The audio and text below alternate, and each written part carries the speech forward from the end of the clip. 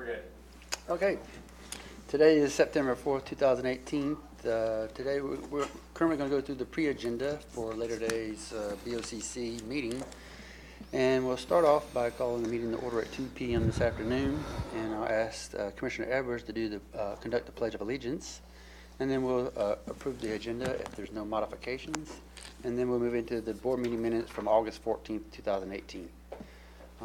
Is there any opportunity for the public to address the board? And then we'll have the opportunity for the public to address the board and do the county manager's update and then consent items. So with that, we'll cover a couple of these consent items. For 3A is a resolution from the Sheriff's Department for corrections officers.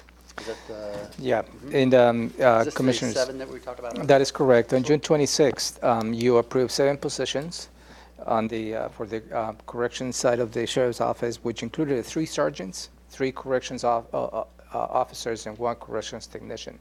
And that was related to the staffing study the consultant provided to you. That was the phase 1.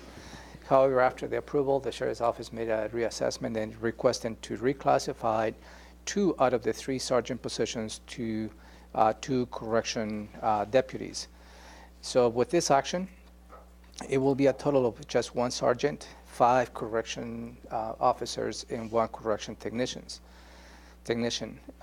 The impact on the budget goes from $6,995, that is the top salary of the sergeant, to $5,800, that's the top salary of the correction officer.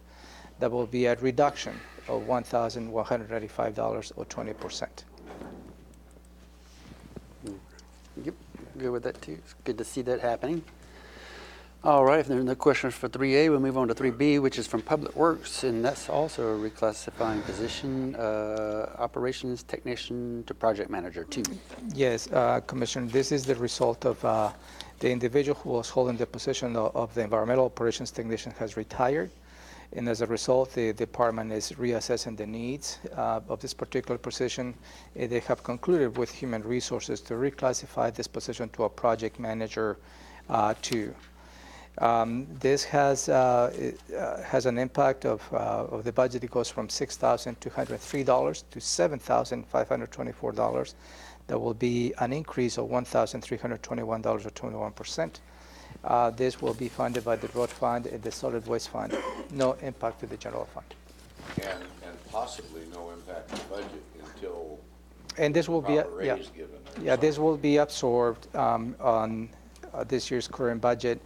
And thank you. And the numbers that I give you are the top salary scale. Not necessarily those will be reflected on the budget. This will be a progression as to whomever gets selected to this position. You will have that ceiling. Yeah. The good clarification. Okay, thank you. Okay, so that's 3B. If there's another, we'll go to 3C, which is from Public Health and Social Services, and this is also another reclassification. And this one is the maternal and child health manager. Yeah. And this is a brand new position. The Public Health and Social Services have worked with HR to develop a new classification, which is the maternal and child health manager. And after they concluded on that classification, the department is requesting to reclassify an existing position, which is the health nurse supervisor, to this new classification. And the impact on the budget is going to be from $7,917 to $8,532.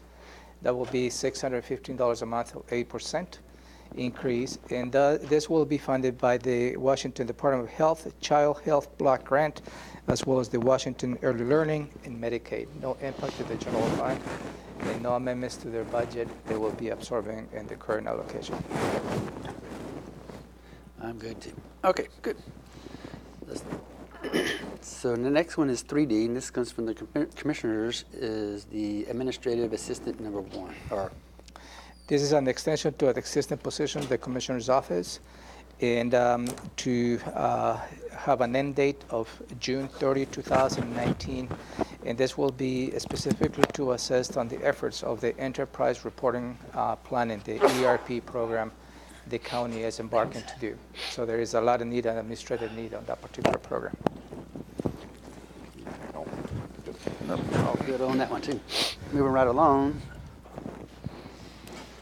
So the next one is 3E, and we're back to Public Health and Social Services, and this is a full-time equivalency position for Education Outreach Specialist number 1. Yeah, this particular request is to reclassify the existing half-time position, which is the Education Outreach Specialist 1, to a full-time position. Currently, they have 13 nurses on the program, and with this particular position, we'll bring up to standards as to how they need to provide support to this program. As you know, the NFP provides services to a couple of counties, and this will be funded by the Medicaid Transformation Partner and the Cascade Pacific Alliance Action Alliance. CPAA. CPAA. Good?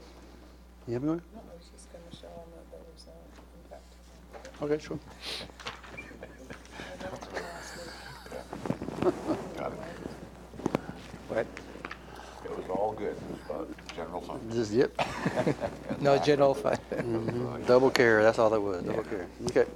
3F is from Emergency Services, and this is to approve the bylaws for the Emergency Medical Services Council. Yeah, the EMS Council is requesting the commissioners to change the bylaws by changing Article 4, Section 4.1, to add a former member of the council in an emeritus position as recommended by the EMS Council to the Board of County Commissioners. Also adds Article 4.2, including the term of this appointment is to be determined by the recommitting entity except for the citizens at large position whose term will be in a 2-year increment, and the emeritus position whose term will be lifetime or until resignation or removal is caused.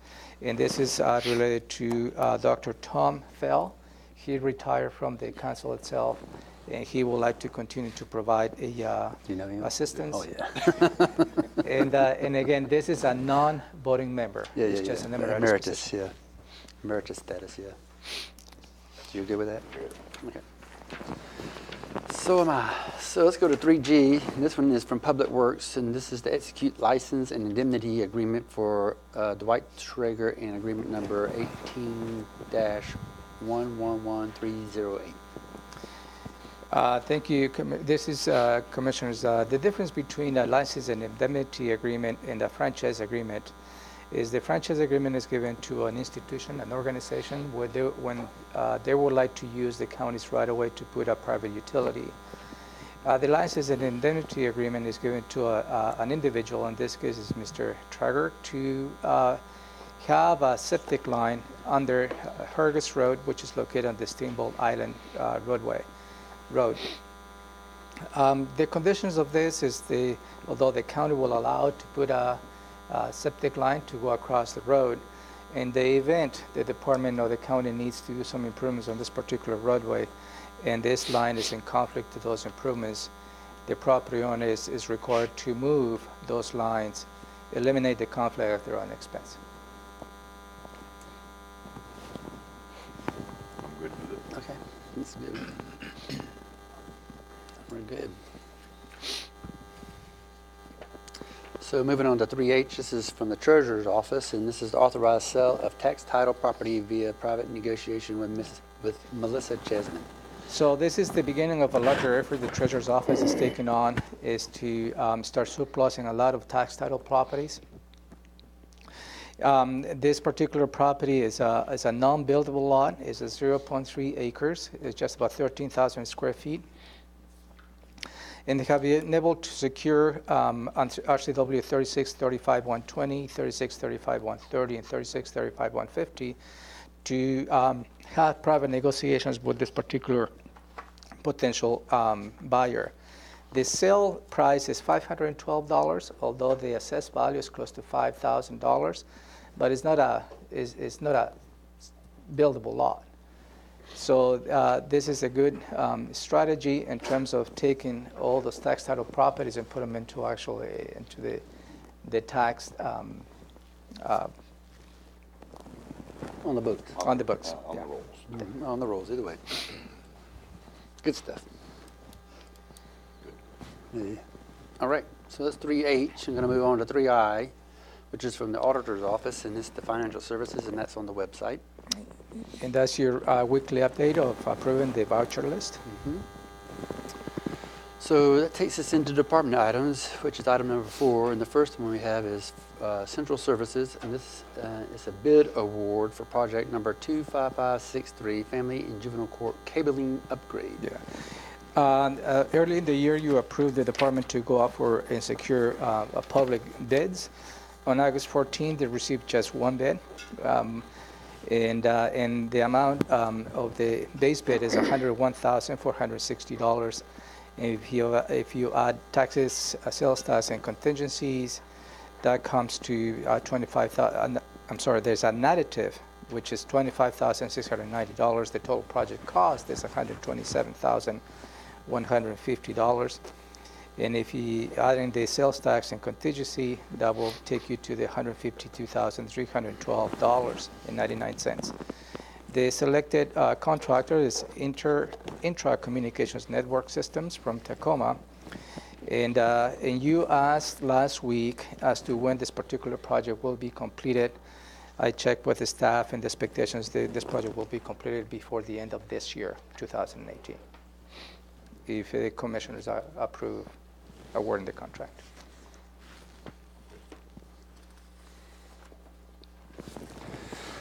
So I guess it's the cabling. Hang on a second. Incompleted bid by when? By the end of this year, 2018. All right. Put it on my list for December 31st. Okay, item number 5, which is community planning and economic development. We have the item 5A, which is a contract with Washington State of Ecology to develop a riparian restoration program. This is a request by the department to accept a grant from the Department of Ecology of $305,000 to develop a riparian restoration program, which the objective is to improve water quality in the streams in Thurston County. And what it does is this program will be developed for those individuals who like to do a voluntary restoration on their own property and private property. Okay. This is a 2.5-year effort, and it will be an approach of hiring a consultant as well as the staff when from the Community Plan Economic Development Department. Yeah. And again, there is not a match associated with this grant, and There's no match. no match. And the maintenance?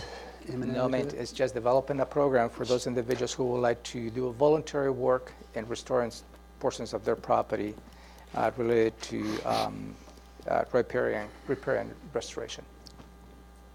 So Commissioner Edwards has a question.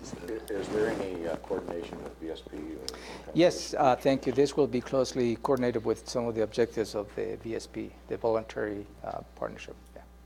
And no FTE adjustments? Nope. That- No, everything will be, have staff will be able to absorb this work. And again, most of the work is going to be done by a consultant. Thank you. All righty. I already asked my questions last time, so I'm going to move on to 5B, which is the acceptance of Tibetan conservation easement, and that's 5B. I think this is a long journey for Mr. Tibetan, and this is similar to, as you may recall, the McLeans last year, when individuals have gone through the process of trying to develop their property, and they have encountered the presence of pocket gopher. So they had the option to wait, go through until the county has their HCP, or gone ahead and do their own HCP. In this particular case, Mr. Tibetan, as well as similar to Mr. and Mrs. McLean last year, they went through with and worked with U.S. Fish and Wildlife. They developed their own habitat conservation plan. And as a result of that plan, they were given the approval by reserving 0.5 acres out of the 5-acre parcel here in Mr. Tibetan property. And the only caveat is that a third party needs to take the responsibility to maintain and report to U.S. Fish and Wildlife that in fact the 0.5 acres will remain in perpetuity. Again, this is similar to what you approved last year with the McLean's, and I recommend as well you approving this particular conservation easement and accepting those requirements.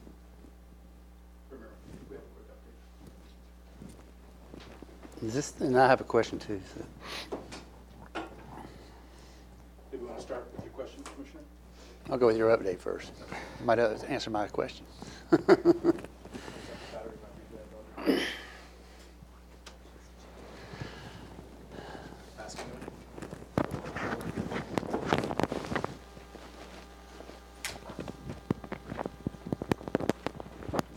Joshua Cummings, the director of CPED. I just wanted to reiterate County Manager Romero Chavez's statement. All of what he said is correct, and moving forward, and the staff is looking forward to process this. We've been moving this along really quickly. As soon as we got the go-ahead from U.S. Fish, then we turned around and provided the necessary documents to Mr. Todd Tiveton last week. So we are actually right now waiting for a signature from the property owner for us to proceed. So we've reached out to him via email and via telephone call. The recommendation would be for us to keep this on the agenda until noon today. If we don't hear back from Mr. Tiveton, just for process oriented, I think we might recommend pushing it because we don't want to approve something that hasn't yet been fully signed by the property owner. So we're waiting, we're pushing to try and get that taken care of, but we haven't yet heard back from the property owner. Is that clear? Yeah, that makes sense to me. So when you said this is like the McLean's, is it verbatim or is there a variation of the McLean's and it's like the McLean's? How much, like, because I know the McLean's by heart. Right. I guess in the sense of monitoring versus I believe the only difference is on the size. Oh, okay. Of the easement. The McLean's reserve an acre easement. In this particular case, is 0.5 acres. But the context and the responsibility is exactly the same? Okay, yes. good. That's what I want. I'll stay connected with the county manager. Excellent. You'll do that? Okay. Okay, we're moving on to item number 6, which is Public Works. And the first item we have is 6A, the approval of professional consult services contract for a Public Works Assessment Management Program, or AMP, implementation plan. Yeah, this is a request from Public Works to award the contract to FCS Group to develop a comprehensive asset management program for Public Works. The cost is $75,000. Also, the department's requesting 20% increase and to cover unexpected activities for a total of $90,000.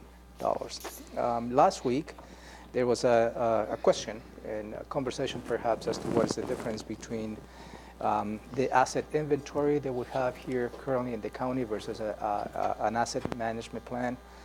And the difference is the asset inventory that we have in the county is just a listing of the assets.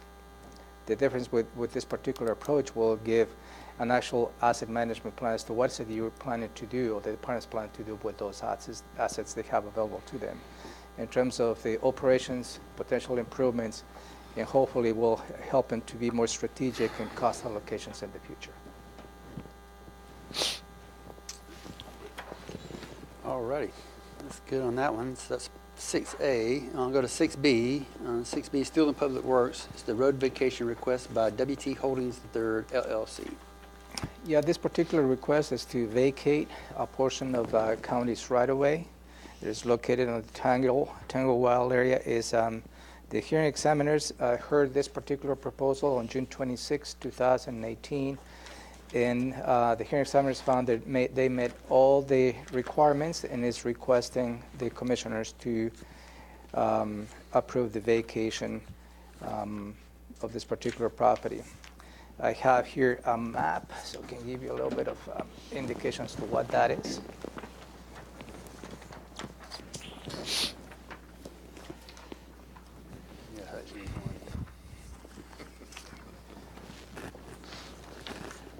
He saw it already. So And this is a size of 14 feet by 195 feet, close to 2,700 square feet.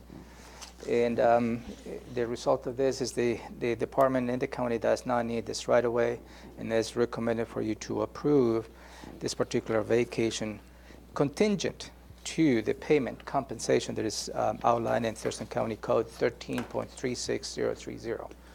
So if you concur with this particular action, the department will come back later on to execute this vacation after the payment has been completed.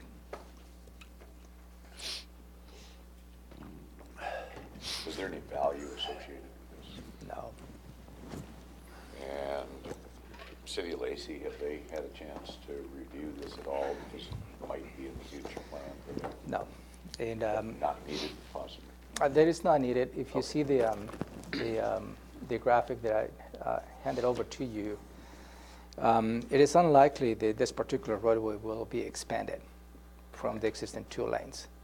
So in having those be vacated probably is more efficient, so we don't have to maintain that portion of that right away either. All right. Next gets us through 6A and B. Moving on to number 7, which is the Commissioner and County Manager's items section. So 7A is to set a public hearing for approving a system of rates and charges for the Thurston Conservation District. So this is just a public hearing. Yes, this is just to set the public hearing, just to give you the public a little bit of history on this particular item. Back in 2017 is the past way to fund the Thurston Conservation District was lapsing at the end of December 31st, 2017. And the Thurston Conservation District went ahead and changed suggested to change the financial strategy for their funds, and this is the current rates and charges. Back in 2017, there was a couple of missteps related to public outreach in which the commissioners just didn't have enough time to set the rates and charges at that time in 2017. When you say that, I have to interrupt. Go You ahead. say we didn't have enough time? Because- Or legally, there was not enough time? Both. I think is legally they didn't meet all the requirements, but when they attempted later in the year to do that, it was just not enough time for the commissions to take an action, because the last day in which you could take an action was December 12, 2017.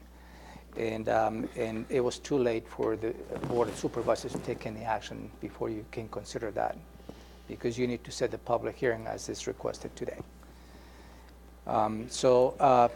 Early in the year, the Thurston Conservation District went through the process, and in this particular instance, they crossed all the T's and dotted all the I's. I have worked with Elizabeth Petrich, your prosecuting attorney, and we have confirmed they have met all the requirements in terms of the public outreach and public testimony. And this proposal, again, is just to set the public hearing for September 25th, 2018 at 5:30 in the afternoon. I have tried to reach out to the Thurston Conservation District staff. I have not been able to do so. And you asked last week as to what the new charges rates will be. I have a table for you.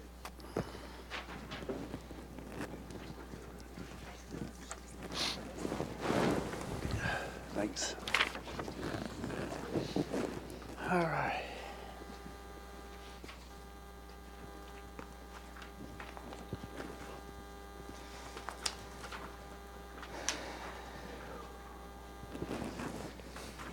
So here we'll give you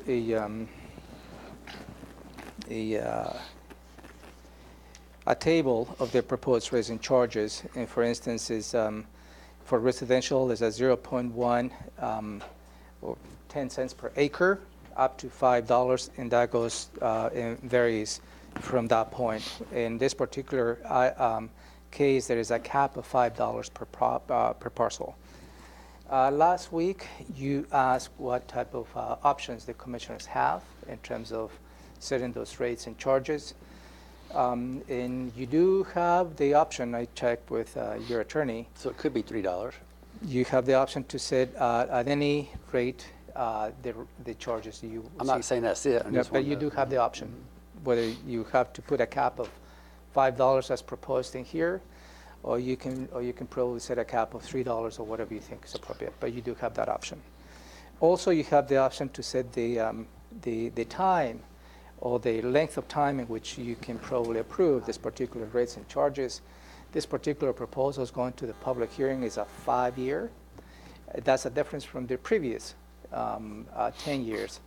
And I believe that back in 2017, the board had a conversation that 5-year will be an adequate timeline. And again, I brought this forward for you for another 5 years. But again, you have the option to set those, whatever length of time you deem appropriate as you move along and hear public testimony. Any comments, Yeah. questions? The timing involved here is it so crucial that we can't wait to set this hearing? And the reason I'm asking that, for over a year now, I have been trying to obtain information from the Conservation District about reimbursements and compensations to staff and supervisors. And as of this date, I have not gotten that information.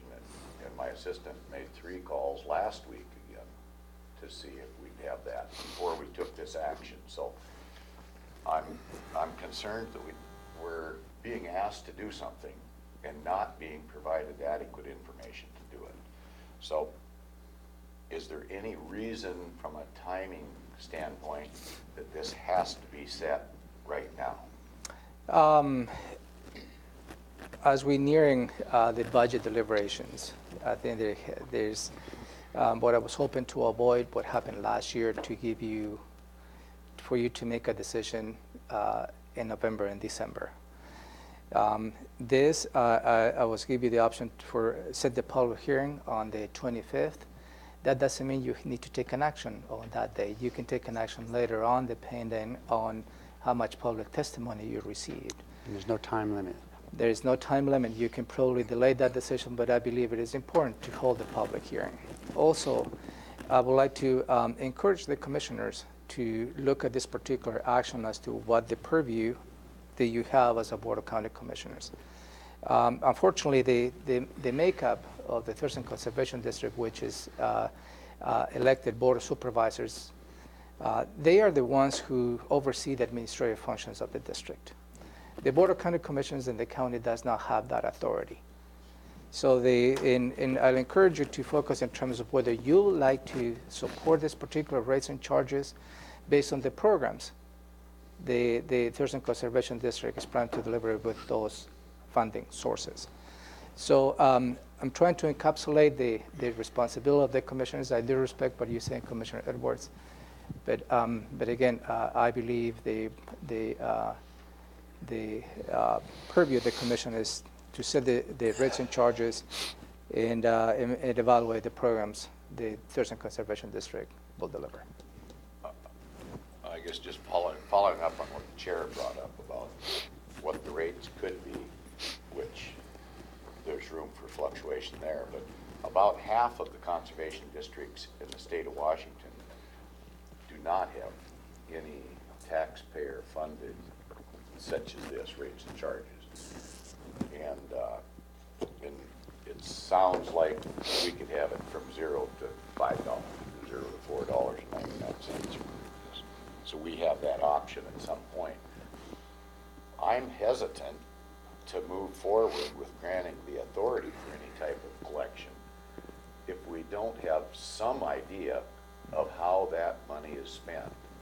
And we've got all these allegations that there's misuse of taxpayer money.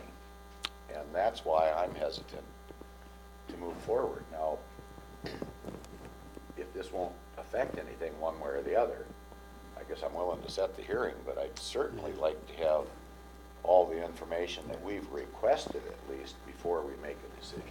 Right. If I may, Commissioner, I may recommend for you to set the public hearing, and then you will have a larger view as to what the public will tell you on September 25th, as stated in this, as well as additional information you may request from the staff from the Thurston Conservation District. Let's set the public hearing, have our questions specific to what we're looking for, and that way we'll.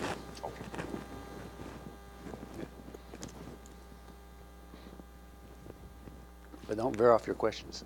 If you got questions, you got questions. Not a problem.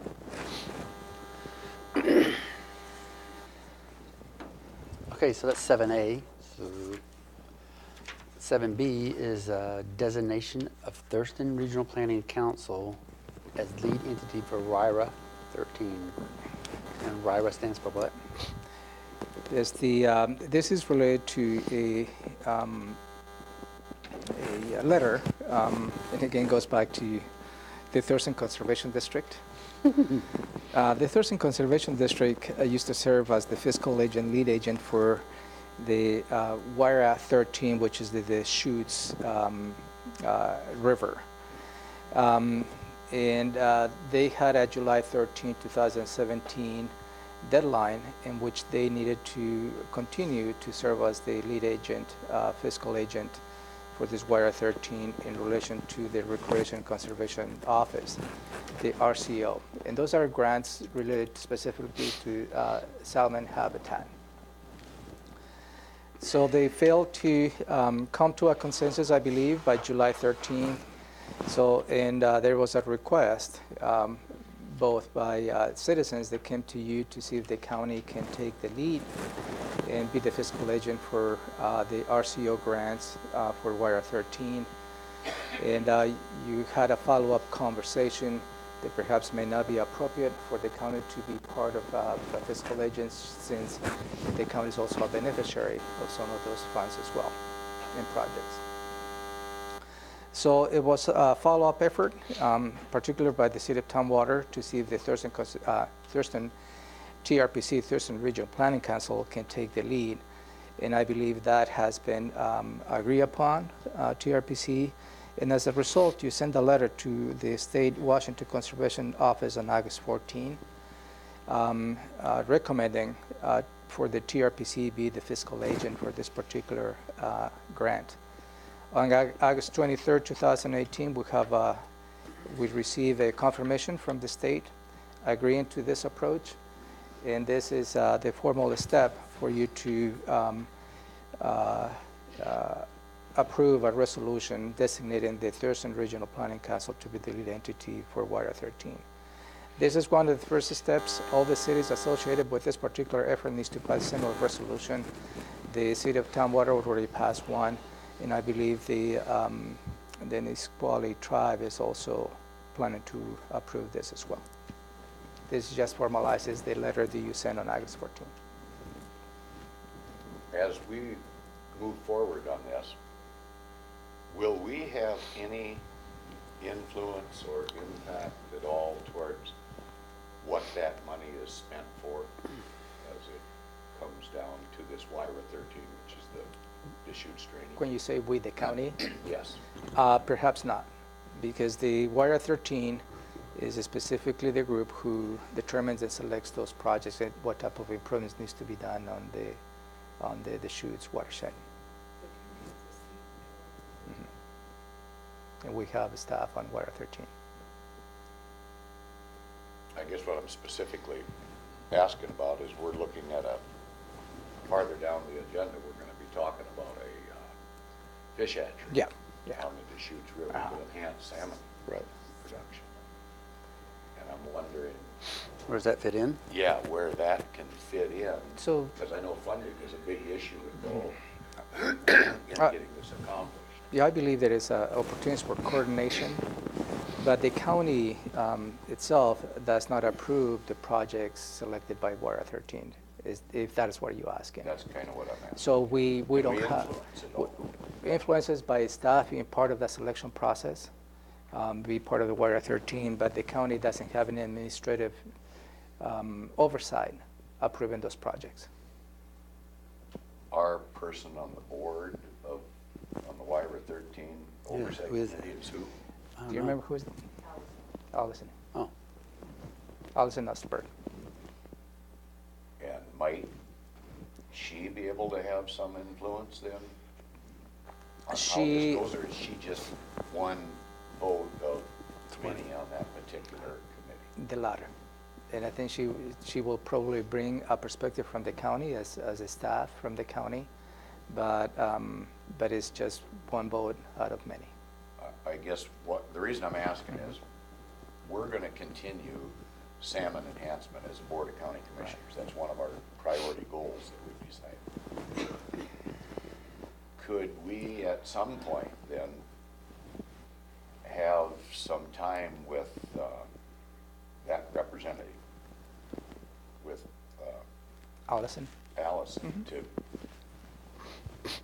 at least give her some of the recommendations on what we feel priorities are Yeah. in enhancing salmon habitat? And look at, here she comes right now. Her ears must have been burning. She was watching on Suck. YouTube. Were we yelling so you heard your name? So you gotta come in, please. That one. It's got a battery now. And is this the appropriate time? Can I bring some So- of these up with Allison at this Just point in time? general concept of the WIRA 13 TRPC. What is your role in the Wire 13 and how those projects are selected and evaluated? In short, Allison, we're looking for a feedback mechanism at some point in time from when you sit on the board representing the county at the WIRA 13 board. Absolutely. So Allison Osterberg, planner with Thurston County, and I have been on the committee that oversees and helps determine funding priorities through the RIA 13 salmon recovery process. And the way that that group works is, just as Ramiro has outlined, there's a funding process that comes through state and federal funding, and then it's a local watershed process. And then there are a number of different entities that sit around the table that review projects that come in for that funding every year. And as a group, that group ranks and prioritizes those projects. There's kind of, there's a ranking priority thing that we approve every year based on the, technical merits of the project and also the multiple benefits it will have according to the recovery plan that we have for the Deschutes watershed. And then we review those projects as they're implemented each year. And so your question is, how does the county have a voice in that group? And there's actually a number of staff people who will sit on that group. Myself, Jeannie Kinney from Public Works, and Mark Maurer from the Stormwater Utility have all participated on that group. The county, when it comes to the annual ranking process, the county has one, not really a vote, but one voice in that process, and so we'll coordinate together to come up with our priority ranking through that ranking system.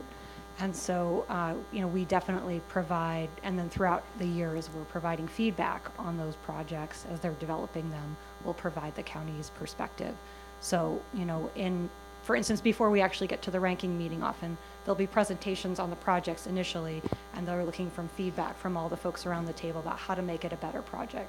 So we might do something like say, here's a project that, here's the benefit that it has for salmon, but you can see it also has other benefits, like it connects with an upland property that also has prairie restoration, or it connects with another thing that's going on in the county, and so we can certainly bring that voice to the conversation and do. Okay. I have like a question 2 or 3, but I'm not trying to get, because I know you're going to be going back and forth over the next couple of months with this, so quick question. That's quick, huh? Yeah, I figured. quick is the issue. Okay, my concern is that there are a lot of variables out there, and we're being asked to address issues in the Deschutes drainage, in Capitol Lake, and the saltwater portion of outflow from Lon. Mostly those issues have to do with nitrogen. I haven't had a satisfactory answer from the timber industry, from ecology, or from DNR about application of commercial nitrogen to the headwaters of the Deschutes, which I'm gonna say over the last 50 years, there's probably been, I don't know, thousands of tons, I think, it's put on commercially with the helicopter every year. And that's done through a permit from ecology and administrated through DNR. But we don't even have a baseline as to what would be appropriate amount of nitrates, if you will, to compare what the reality is of that 50 years worth, the application of commercial nitrogen. And I guess other chemicals in control of, you know, pesticides, herbicides, whatever it might be. My concern is, do we continue to do upgrades to fish enhancements that might just be a waste if we don't get to the root problem of what is beneficial for fish and everything downstream? Habitat. The whole habitat. We're talking about the riparian issue here earlier. I don't know, now they're talking about orca issues in the Puget Sound that have a direct effect with salmon numbers and or a lack of adequate salmon. So I hate to just keep forging ahead and spending the taxpayers' money without having a real solution with scientific evidence, I guess, as to what is beneficial and how to best proceed. I just don't see that we've got that yet. And we've heard a presentation from the timber industry that, to me, sounded very much like the tobacco industry's presentation to Congress some years ago. And we all know how that turned out. So I'm not saying they're giving us bum information, but we really have not had any information other than from the corporate side of things. And so as we're focusing on WIRA 13, I'd like to make sure that we as a board get adequate discussion to pass on to you our priorities as to where we're going to go. Great, that's a great lead-in, so don't answer any of that. Because all I want here is to kind of package those concerns. I have one, and probably Commissioner Hutchins, before you launch off the TR, the WIRA 13 board or whatever, but just know that we want to have that conversation and get all the information from both sides, or all sides, so that we're fully prepared in all kind of cases. Because there's a sediment piece there, there's water quality, there's salmon, and Temperature, all those that. things. And so, I guess just before you walk away is, when does the WIRA 13 board meet? And if it is even established, who's on it? All the basics in that sense first, and then we can go back and say, and what's being discussed by other entities and what ours are. Sure.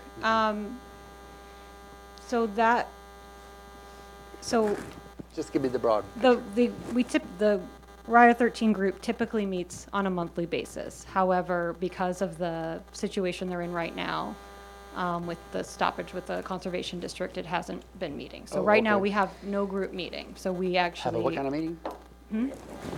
no one's No group. the group is not meeting. Okay. It hasn't been for the So we got a last few critical months. condition. So the funding mechanism right now is just, there isn't one. Okay. Until, that's part of why we're That's good to looking know. to have without a fiscal agent. Without a fiscal agent, we can't, All right. that group can't move forward. And so that's what we're looking for. Sure. Also, I'd like to remind the commissioners, the WIRA 13 also is going to be serving a critical group point addressing the Hearst decision as we move forward. Because that conversation needs to begin right away, I believe.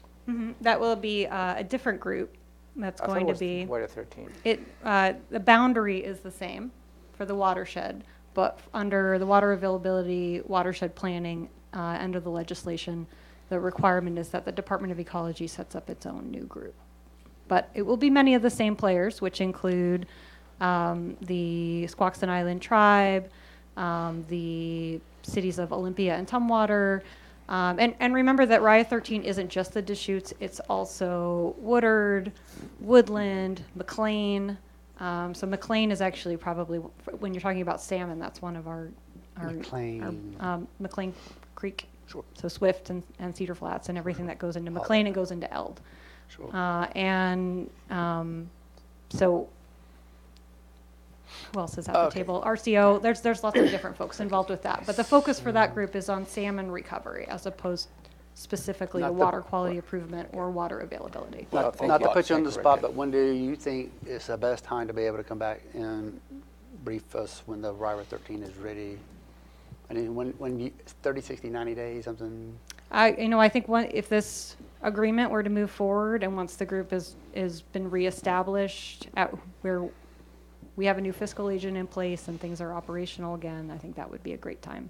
They have a facilitator on board who can So not manage the time-driven, group. event-driven, okay. Yeah, and any time. And it's an annual process that was disrupted this year by the lack of a fiscal agent. Okay, so one more comment, because I got to get to the rest of the agenda, Yes, I but know. just be noticed that we want to have a voice. But we'd be happy to come. Yeah, And, yeah, and then the coordinator in the past has come and briefed the board to talk about projects that have been done through that group and the benefit to the county. And I'm sure, whoever is in that position in the future would be happy to come and do that. And certainly I would be happy to come and talk Yeah, about it. last thing. At the I guess- board's convenience.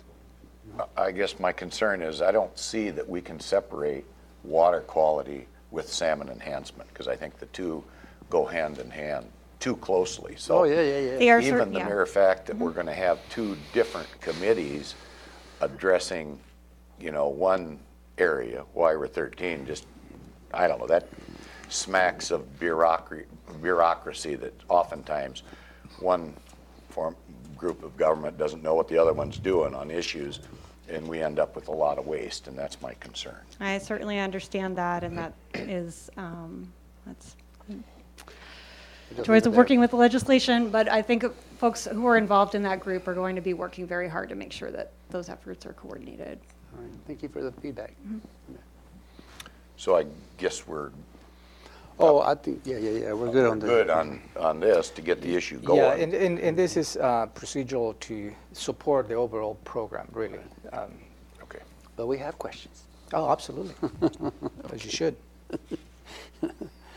All righty, I'm going to move on to 7C, which is the presentation of the 2019-20 preliminary number one budget. Yeah, under the current statute, on the first week of September is when staff needs to present in front of the commissioners the preliminary budget. So Robin Campbell this afternoon, in fact, she's making the last changes to her presentation, where you will be just accepting the preliminary budget. No decisions will be made in terms of specific expenditures for next year. That will come later. I believe is scheduled for December 12th, but this is just the beginning of the budget process. Statutory required. And Good question. Commissioner Hutchins has requested to join via telephone, so I will arrange that. Either I put my cell phone in front of Robin, but she will be joining us this afternoon. Sure. Any comment? I guess my only question would be that, okay, so we're going to move to accept that possibly, and that's a preliminary budget, but we can adjust that preliminary budget, is that what I'm hearing? So the preliminary budget is what offices and departments have submitted, and they include close to over 600 budget change requests. So the next step in the process will be starting tomorrow and until December 12th to go line item by line item with you, the commissioners, that you will be in the position to determine what you'd like to support in 2019 and 2020. So, and again, this is just the first step of a long process for the next 3 months. That you will be deeply involved and engaged on that budget process. Just one quick follow-up. Do you have any idea how many line items there are that we're going to be going over roughly? Lots. I know it's lots. Probably the budget is in the thousands. Okay. I just- Department by department, program by Yeah, I know. Okay. We'll get, And really, by adopting a biennial budget, has streamlined that process. Okay. Used to be great worse. extent. Used to be even worse. Oh, huh? It used to be every year. Yeah, Okay. every year. Okay. So you gotta, So last year, Got a the- break. the new commission had a taste, but it was just an Smidgen. update. So this is a full budget. now you get to break that pencil lead really good. Okay. Lots of coffee, lots of cookies. Lots of fun. Okay, so that concludes the agenda portion, but we do have a public hearing later on at 3 p.m. And it is a public hearing to consider granting the county manager final plat approval authority and amending Thurston Code 18.16.060. Yeah, this will give you an opportunity to hear public testimony on the proposal for you to grant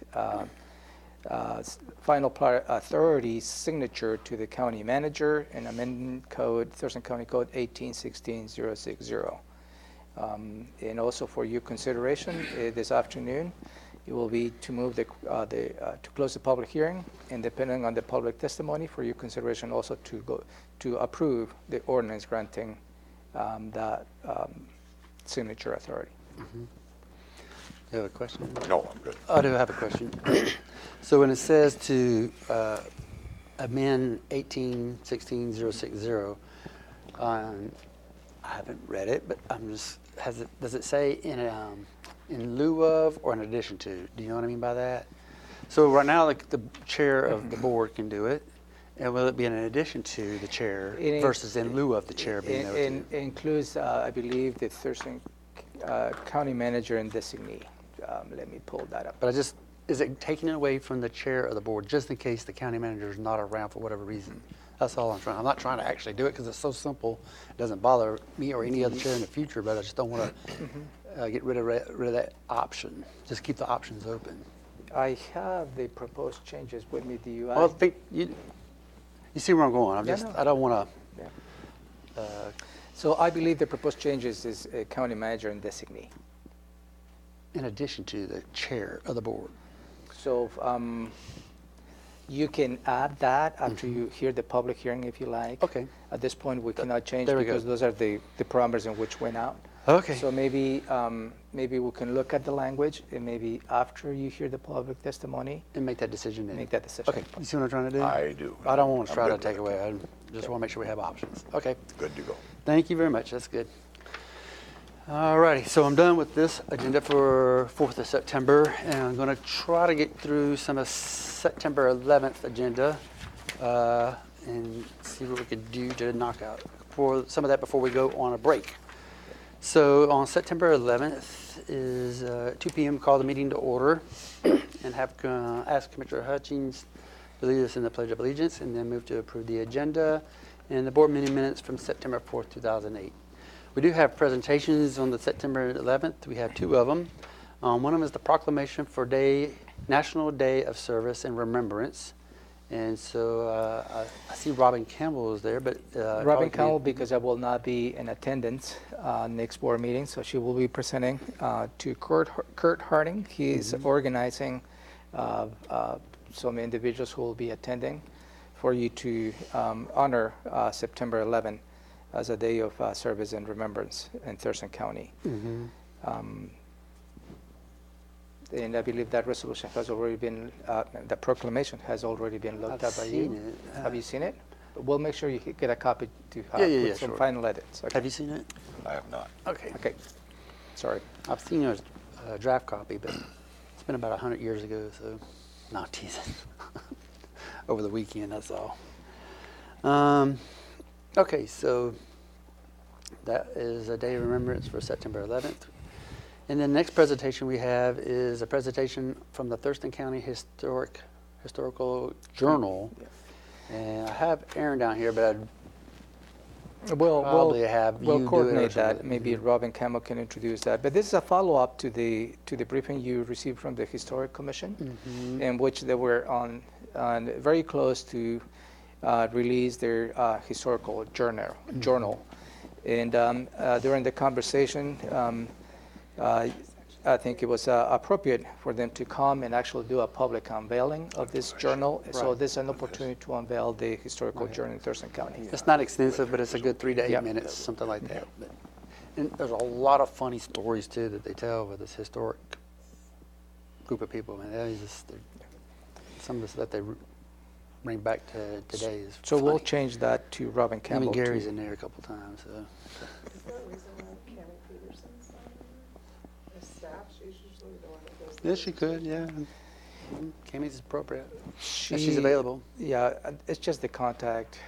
I just put her down there to get the ball rolling. Aaron, everything's locked in. It's just, You want her to introduce? Is that your suggestion? Well, she does a lot of it. usually I know does, she does, yeah. But I was just asking if there was a reason why Yeah. she wasn't presenting.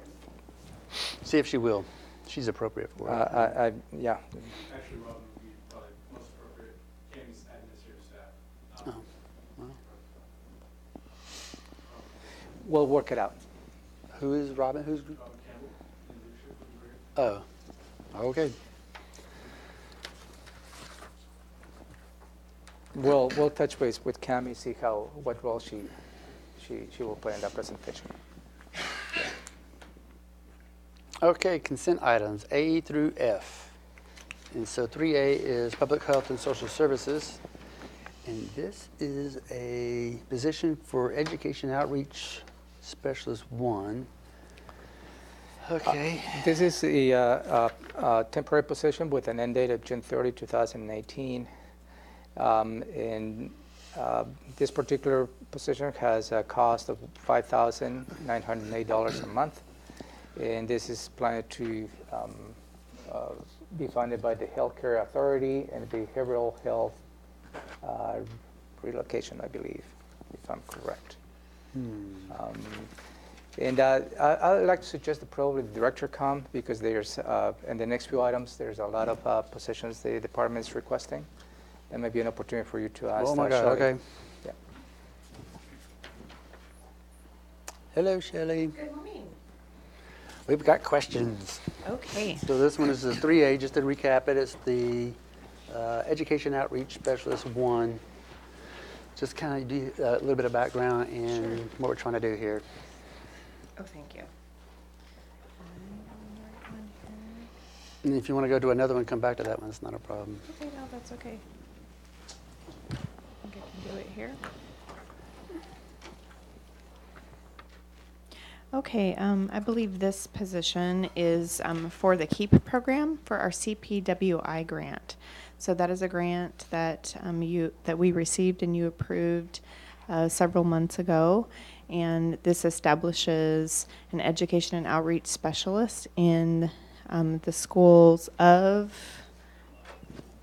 Tumwater? Tumwater. Thank you. Can't keep it straight. This is CEEP? Yes. Mm-hmm. And so this position is entirely grant funded, which is why we have an end date for it. Oh, so grant funded. No general fund, sir. Good. Questions, comments? Are we going to hire an FTE for this position, or is this going to be picked up by staff? The plan for this one is to hire for it. We don't have existing staff that can take on this particular role because it requires And so on-site it's presence just in the for schools. Like a one-year gig, is that what it is? Is that person going to know Well, it that? does the end date right there. There's an end Yes, date. Yeah, yes. the person will know. Yeah. Yeah, those Okay. are the conditions of employment. Yes. And we have hope that it will be renewed and continued. It has typically in other communities, but we don't know that at this time. This is our first time. Well, it's actually our second time because we administered this grant several years ago, but this is newly established position, and the Tumwater School site is new. Okay. It's important to select someone that already is familiar with that community for this role. I'm good.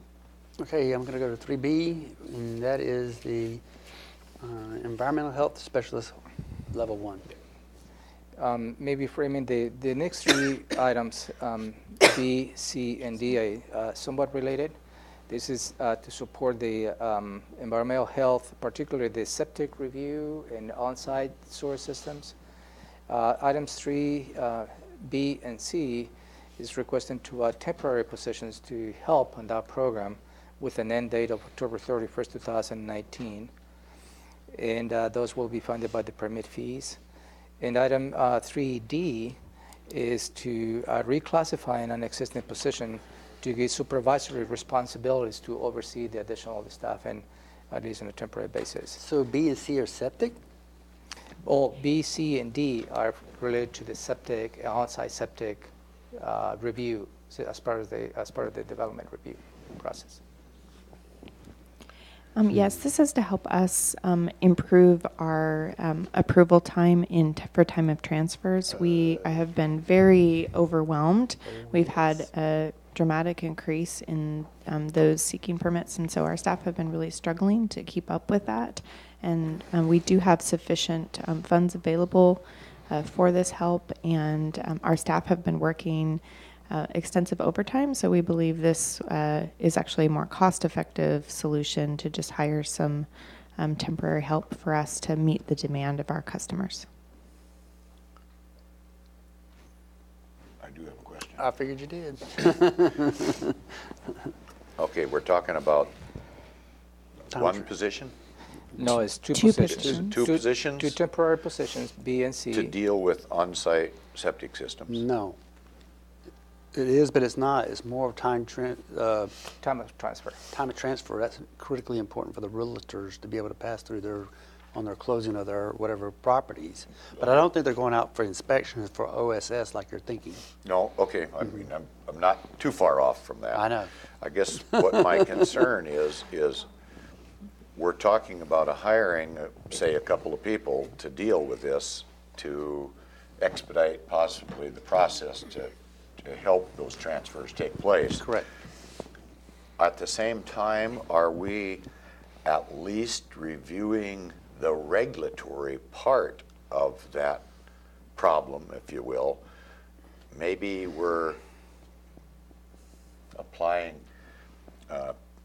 too stringent of regulatory issues that are creating this problem, and maybe we could save the taxpayers money by backing off a little bit on what the requirements are. So you're looking for the least restrictive? I'm looking for a least restrictive mechanism to move forward and a least costly mechanism process that we can move forward and at the same time protect the environment. So, Some of it's statutory, though. yeah, and if that's the case and we don't have any choice about it, then I guess we need to move forward. But if we are still applying the most restrictive attitude, I guess, if you will, towards addressing this particular problem, I want to make sure. That's not most restrictive process. Yeah. I want to make sure that we look at everything, not just always hiring more people or spending more money to deal with a particular problem. Can you lesson somewhere before you need this? That's just the That's question. where I'm at on this whole thing. I'm not against it. I want to protect the environment. I want it to work. But on the other hand, sometimes, we become our own worst enemy, whether that's delaying the process somehow. I mean, that's one of the things we're doing, even if you want to refer back to what the county manager's authority is being adjusted to on Plat. coming up on the plat issues. We're not costing the taxpayers a penny more. We're helping them out. You have a That's where- response? That's where I'm going. Do you have a response? Yeah, so this is Art Story with the Environmental Health Division, and I guess maybe the culprit here. The position regarding the time of transfer position, and actually the operational certificate position too, the two have a little bit different tasks. But we're continually trying to evaluate our programs to make them as efficient as possible, given the regulatory responsibilities that we have and what's currently in state and county code. You might recall last year when you renewed the Henderson Operational Certificate Program, one of the things we did, or that you approved, was that when we have a septic system operational certificate that's out of compliance, we removed the requirement that staff go out and do another inspection of that after a professional has verified that the system has been maintained and brought back into compliance. So we took that out because we realized it was holding things up and it was costing money. So that's an example of the things we're trying to do. And with Steve and Dawn and Jane, the three supervisors who are involved with these programs, we do spend a lot of time trying to make it work as well as possible. And there'll probably be an opportunity here before long with the state revising the state septic system rules for us to look at things more broadly than that if you want to. But so there are the two positions. One deals directly with time of transfer, so that's when properties are sold or transferred, having the systems inspected and us verifying the reports that come in and comparing that to county records. And with the economy doing so well, there's lots of property transfers taking place. We're trying our best to stay on top of that, but that's causing us to divert staff from other programs to work on those. And so we're falling behind on land use and other things farther than we would like. And the other position relates to that, which is operational certificates. We have, again, lots of septic systems with required renewable operational certificates, and we're falling behind on those too. We're not able to kind of do the follow-up that we would like, and so that's what the other temporary position relates to, is trying to help us kind of get our nose above the water on those things so that we're able to provide the services that people expect. You have more questions? Yes. Sure, I do too. I have one question. Go ahead. Okay, just using as an example the operation certificates that are part of a requirement of a time and transfer apparently. And that we're having county staff do that. And what I'm wondering is, could we do something very much like we do in the Henderson watershed, where we offer citizens in that particular area the ability to go to school, and you put the school on, I guess, or you or your staff do, so that they become proficient in being able to inspect their own systems and make sure that things are being done right. So It's a training course, not school. it's a training course that we offer to citizens in that particular area. Could we offer other citizens, maybe, I don't know if they're realtor people or banking people or whomever is involved in this whole time and transfer, so that it doesn't always have to fall back on a government employee? We're allowing citizens to review their own in the Henderson watershed. Why couldn't we have citizens that were adequately trained to review and make sure these systems are up to snuff? Maybe a septic pumper type person or a septic engineering firm. Well, in practice, that's what happens, is that for renewing operational certificates, the work is done either by the individual or by the private sector. There's very few things where the county staff are going out and doing field inspections. We're verifying the reports that are coming in from professionals and from homeowners who've been properly trained. And one of the things that we're actually trying to do is expand the opportunity for individuals to receive training to do that work. One of the things that we wanted to highlight at your Board of Health meeting, if you choose to have something on this Septic Smart Week, is talk about some of the classes that we're offering now to help to actually expand the capacity that we have for training people to give them that opportunity. So we're trying to see if we can make it do more like what we're doing in Henderson. So actually we're testing that out now. So we're trying to see how to make things work as well as possible and reduce the amount of time that it takes county staff to do these things, because there's 53,000 septic systems and a lot of records, and it's a big burden to try to stay on top of them. So we're trying to come up with some innovative approaches like that. And somehow we must have done a work audit or something that's come out with, we need 2 FTEs to make this happen. I guess where I'm going with this is it possible that we can do this with less, maybe not 2,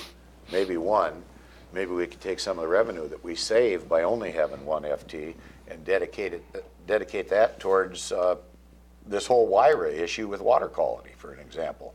I don't see that we have things that are adequate testing, whether it be from a baseline on up, on water quality issues in that particular drainage.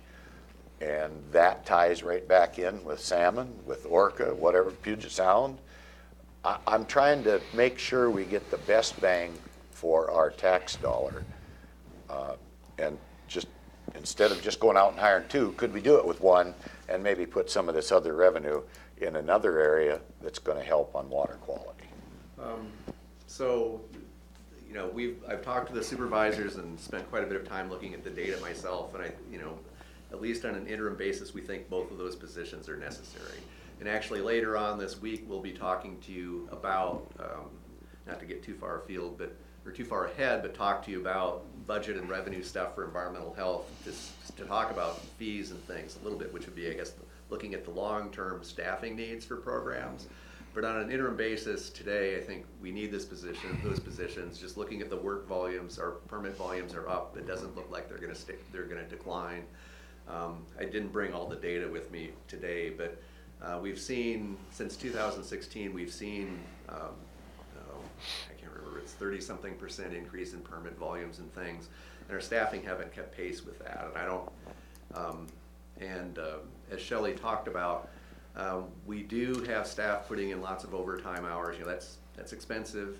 They're showing kind of the signs of wear and tear. And furthermore, just to make it even more fun, we've just received notice that one of our staff is going to accept a position at another agency. What? So that's, it even makes it kind of more critical to try to stay on top of it. So, Okay. I got to get this going. So But that's- I got one So question. if I may, I think staff is taking a prudent approach on this particular request because they're trying to address the backlog on those two particular programs. By having a temporary positions until October 31st, 2018, will allow them to assess whether those positions are effective or not to address the workload and the Then we backlog can review program. it at and that then you point. review it next year. Okay. And that is the parameters. It's just a temporary position just to see how the backlog has been addressed on these two positions. Go ahead, I'm done. Two quick questions. B and C, is there any difference in the job description or the skill sets involved, or is it just because it's two different position There are numbers? two different position numbers. So one is dealing with operational certificate renewals. That's actually will be based over at the Lilly Road building, and one would deal primarily with permits and land use and septic systems and time of transfers would be located over here at the. But are they both related to time and transfer? They Directly? in one primarily deals with time of transfer. The other deals with kind of the other piece of that, which is renewal of operational certificates. So it's a lot to do. What happens often, as Commissioner Edwards indicated, is when properties sell. Okay, so what is D then? D is that's the supervisory position. That's a That's reclassification. reclassification. Okay. That's a reclassification. Okay. And that one does have a budget impact. It goes from $6,513 to $7,540. Sure. Which is $1,027 a month, which 16%, which is funded by the So I'm fees. going to put Shelley and Art on the spot. When do you think the time of transfer person will be hired? As In soon 2 as- weeks, 3 weeks, a month? as soon as we can get them here. And, you know, it's a matter of getting the position authorized and on the streets and, you know, as soon as we can possibly get them in. But I understand that, but here's the tasking I'm going to give you. So Uh-oh. from when that person's hired and they get on board, what is the number of, I don't know what you call it, what is the volume increase that person is able to solve so I can see how much that person's, I would say, value in hiring them has done for us in terms of load and what have you. I want to see what the turn is on it. Benefit. So, yeah, you see what I'm saying? so, If we're backlog 1,000 for hypothetical and we Mm-hmm. hire the person, they bring it down to 200, 800 is what they were able to Yeah, so accomplish. what I want is- to see that number over a period of time. so, you know, what's happening is we're Just take it for a tasking and bring it back Yeah, in December or and what whatever. you'll see, just to give you a preview, is that the backlog isn't in time of transfers because we're taking folks from reviewing plats and individual septic permits and having them work out time of transfer to keep that time down as low as we can. The backlog you'll see is in those other program areas, so we can tell you what that'll be. So, But that's what you're asking is what, yeah, the so the return to the short answer investment. is yes, we'll That's do right. that. Yeah. Okay. You were asking is the return to the investment. Yeah, I want And to see it in a come short little back chart and some I point in will time. do that. That's May not convenient nec- to you. I'm not looking for a time, just, May not necessarily be on this particular aspect, but on the overall program as to how that is having an impact. there's a reason why I'm asking, so. Yeah, Steve and I will put that together with the assistance of Don and Jane. Okay, thank you. All right, so I think we got through 3D, and we're moving on to 3E, but that's central services. So, Yeah, this particular request, Commissioners, is to amend the current lease that we have with Whitlock Limited Partnership. And this is related to the auditor's office on the ballot center located in Madman road. There is a need to do some security improvements on that particular building. And the best approach to do it is to see the property owner do the improvements, and we just compensate that to the property owner, as opposed for us to take on the work. Then will be more expensive because we'll have to pay prevailing wages. So that way, the property owner upgrade the improvements is their building, and we just compensate for that.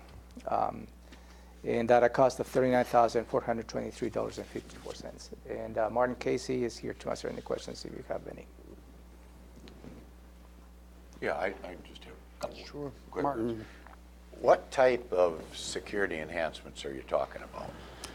Thank you, Commissioner. Martin Casey, for the record, Central Services Director. You're on. Did it die? Nope. Okay.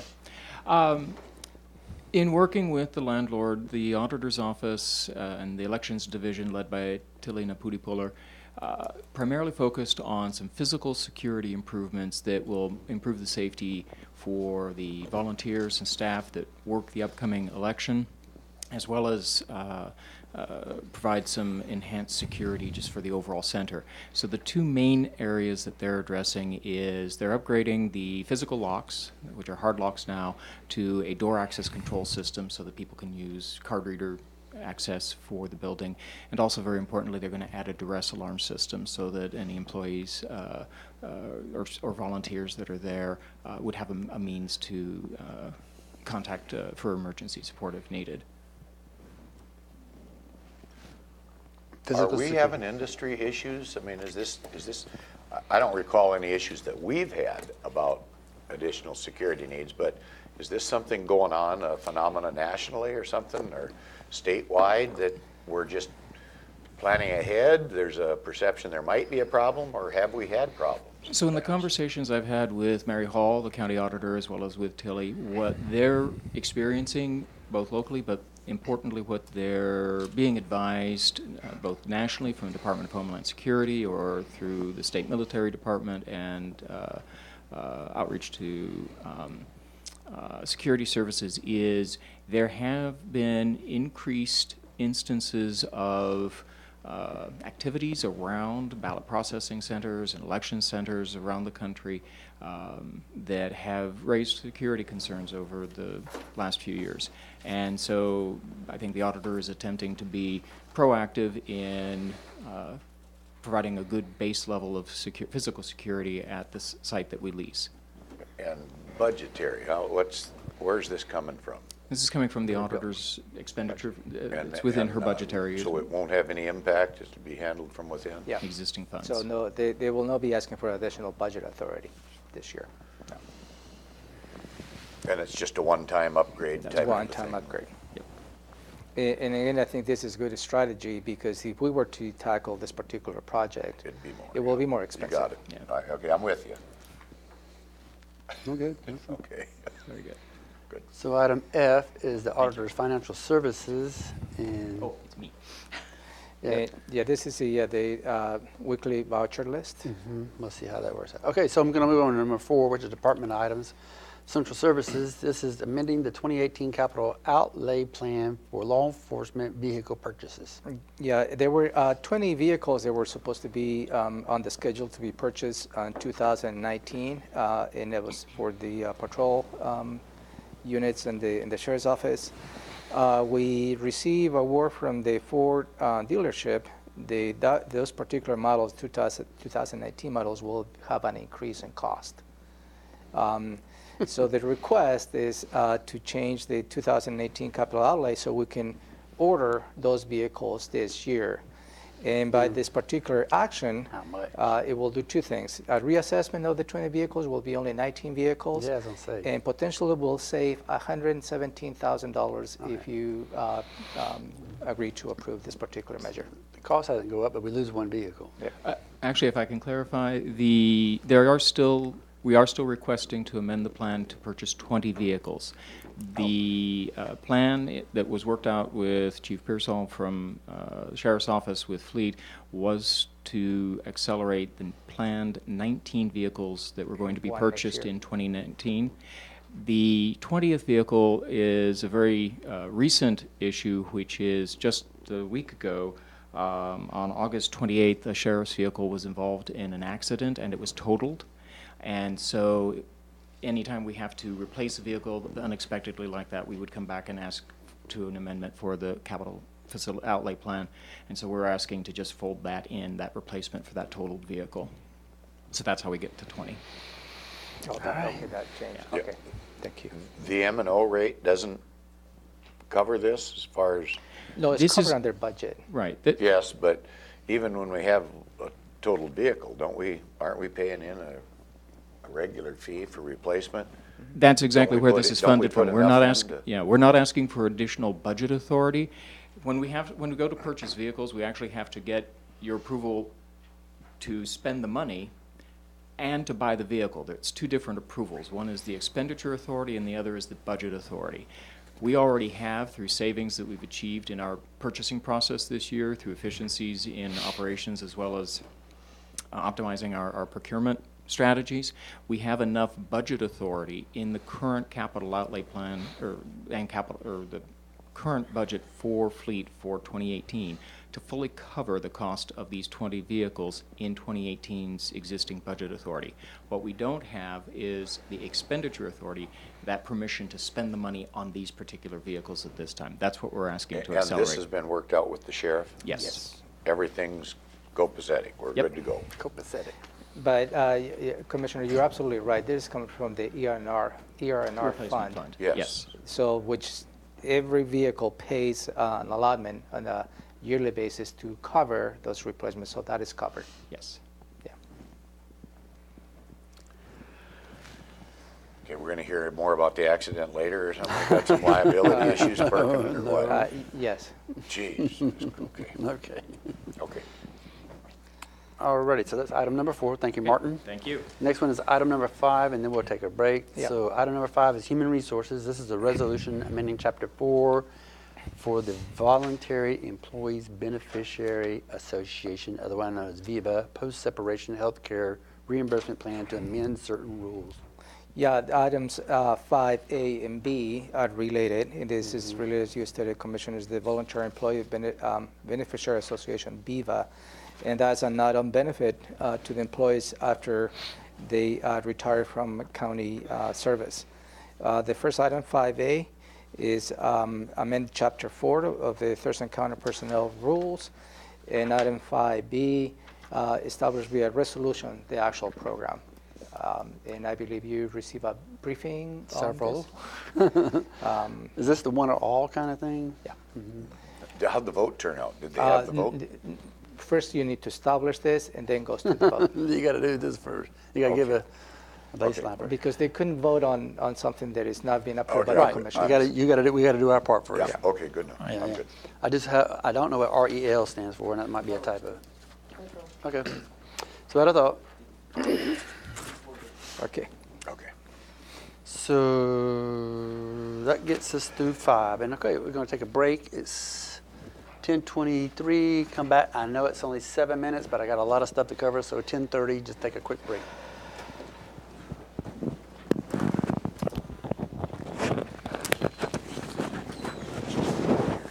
Not today, so it's you to read them.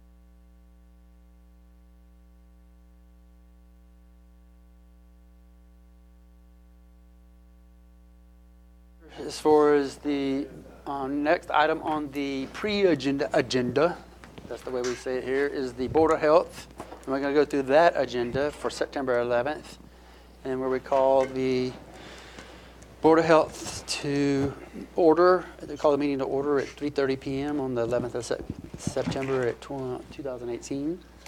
And let's see here. We'll approve the agenda and any notes that are associated with. And then we have two proclamations for the 11th of September. One is recognizing Septic Smart Week. And is that right? Mm-hmm. Yes, that is correct. Septic Smart Week. And Shelley our- Slatter, Director of Thurston County Public Health. And so I think we've done that one before. So, Yes, we have. and the other one is no, we only have one. We only had one on our agenda. I see. Okay, my bad. Okay. So one proclamation. And what does Septic Smart Week do in a proclamation? How smart do you do in smart? How smart can you be with septic? The intent of this proclamation what's is really to raise awareness of individuals learning how to inspect their own septic tanks for water quality, and to promote the free workshops that we have in September for to train people, just as we discussed at the earlier part of the agenda. And could you include in there that by doing so, we're reducing costs to the individuals involved if they participate? I mean, isn't that an end result that we end up with? That we're gaining efficiency, reducing costs to the taxpayers? Yes, we can definitely add that. There's certainly economic benefits as well. Thanks. All righty. Any other comments for the proclamation? No, No? we can make that change and get it to your Sure. Are there office. any events related to Septic Smart Week throughout the community? And just like, Yes, Parade or anything? yeah, a septic parade. yeah, septic parade. We gotta No. go for parade. And, No septic parade. However, yes, we have a workshop scheduled for September for free workshops for citizens to learn how to inspect their own septic tank. So we'll be promoting that. I believe we had an attachment for that. That was in the yes. It should be in the packet. I want to make something clear. I'm not Sure. asking you to adjust the proclamation, and maybe just when you mention that when you're talking. Aren't you the Okay. one that'll be saying something for public comment? Art will be Addressing it? Okay. Art will be Well- presenting it, well, but I can Art- ask Art him to can say do that. too. Okay. You don't need to change anything here. Okay. Just mention that that's a side benefit. Okay. Sure. Happy to do that. all righty. The other item is for the public to address the board. And is there anything you know that could be? I'm not aware of anything. Sunshine is good. Rain's coming. Fall is in the air. That's right. Fall is in the air, that's right. Okay, so item number 4 is a department item, which we have the Thurston Thrives Action Team update, the climate and clean energy. Chris Hoggins? Yes, Chris is here to answer any questions if you have any, but he will be updating the Board of Health on the Climate and Clean Energy Action Team, and also the climate mitigation plan work that you have approved through your BoCC work. Yes. So we wanted the opportunity from the Board of Health perspective to talk about that. An additional component to this item is that Crosby Carter, the new Thurston Thrives coordinator, will be here, and Liz Davis will introduce Crosby Carter, and she will queue up the item to introduce the action team. So typically what we have done over the last couple of years for Thurston Thrives is the coordinator has presented the action team, has presented or introduced the action team item and presentation. So we're going to be resuming with that new tradition under Crosby's leadership. So we'll make that change on the agenda to specifically show that. You have any other? No, I just one follow-up if possible. When Chris talks about the targets that were approved, can you elaborate on whatever phase 2 is or where we're at in phase 2 of the whole climate plan, regional climate plan? Probably not in depth, but just kind of the update and the status on that. So. Yes. He went to go make copies of his presentation for you guys, so he'll be back here any second, but I do believe that that's Yes. his plan. to Oh, tee that- okay. tee Sure, that sure, up. sure, sure. No problem. I'm just curious. Thank you, Liz. Here he comes right now, Yeah, okay. as you speak. And number 5 is for the Board of Health Commissioners to have any kind of item they've been involved with in the public. So a little intermission music. Thank you. Push number 4. Or number 4. While we're waiting. There's Oh, Chris. here he is. Okay.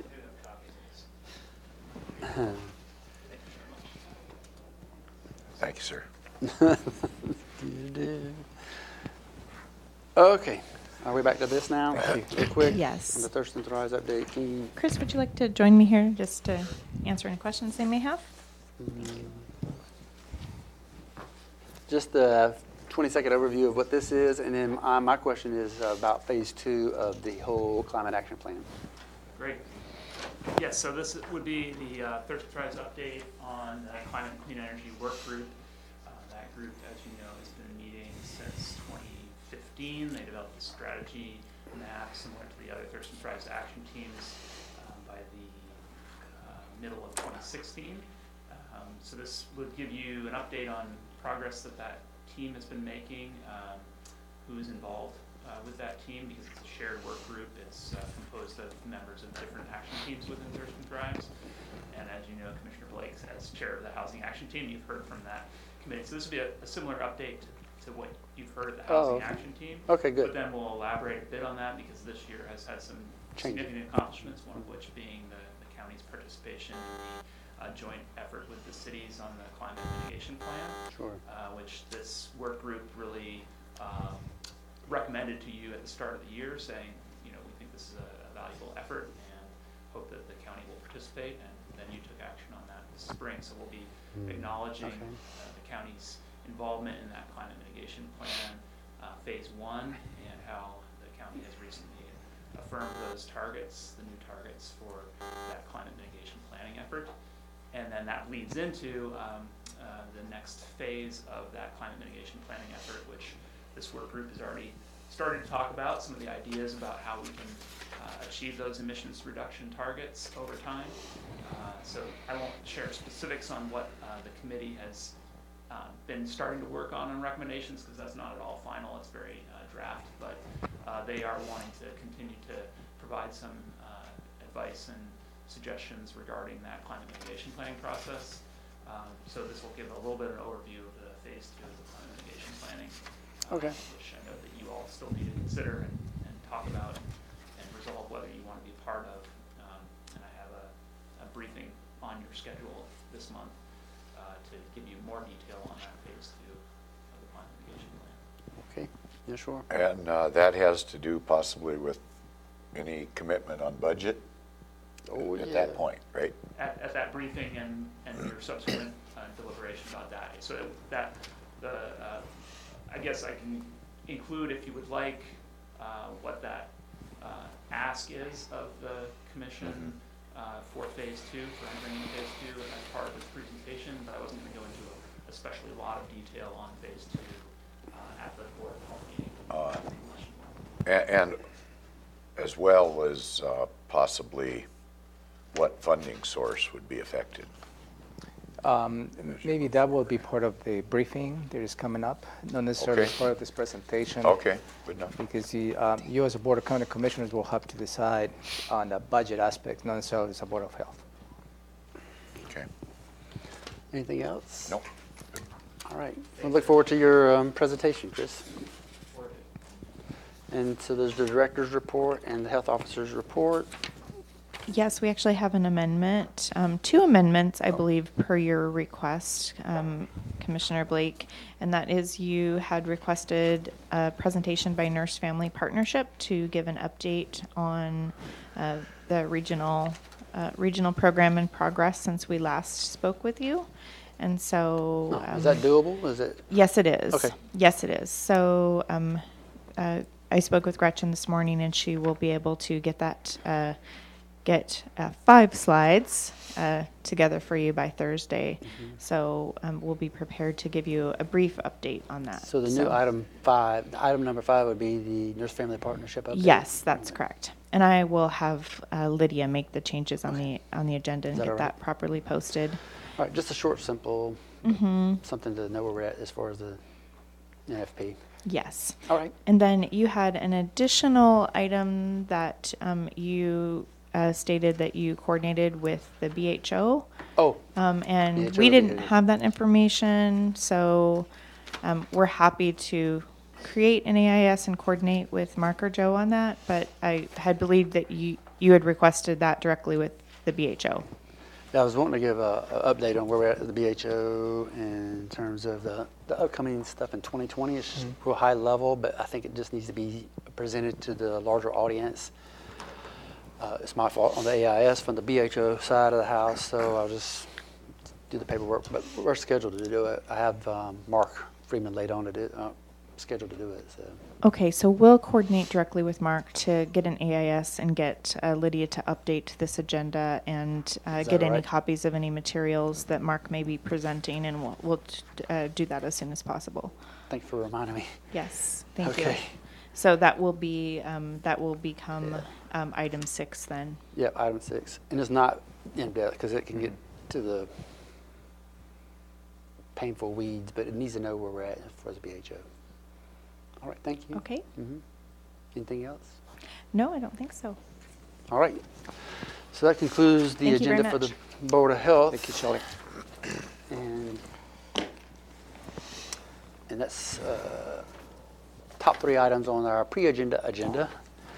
So I'm going to move right into briefing, public hearings, and decisions pending. And so Spooner, former Toff Land Use Plan Amendment, which was briefed on August 15th. And are we looking for a decision today, or you need more Yes, information? you also had a public No, I hearing don't. conducted. You received public testimony. Just to remind the commissioners, attached in your packet is this Sure.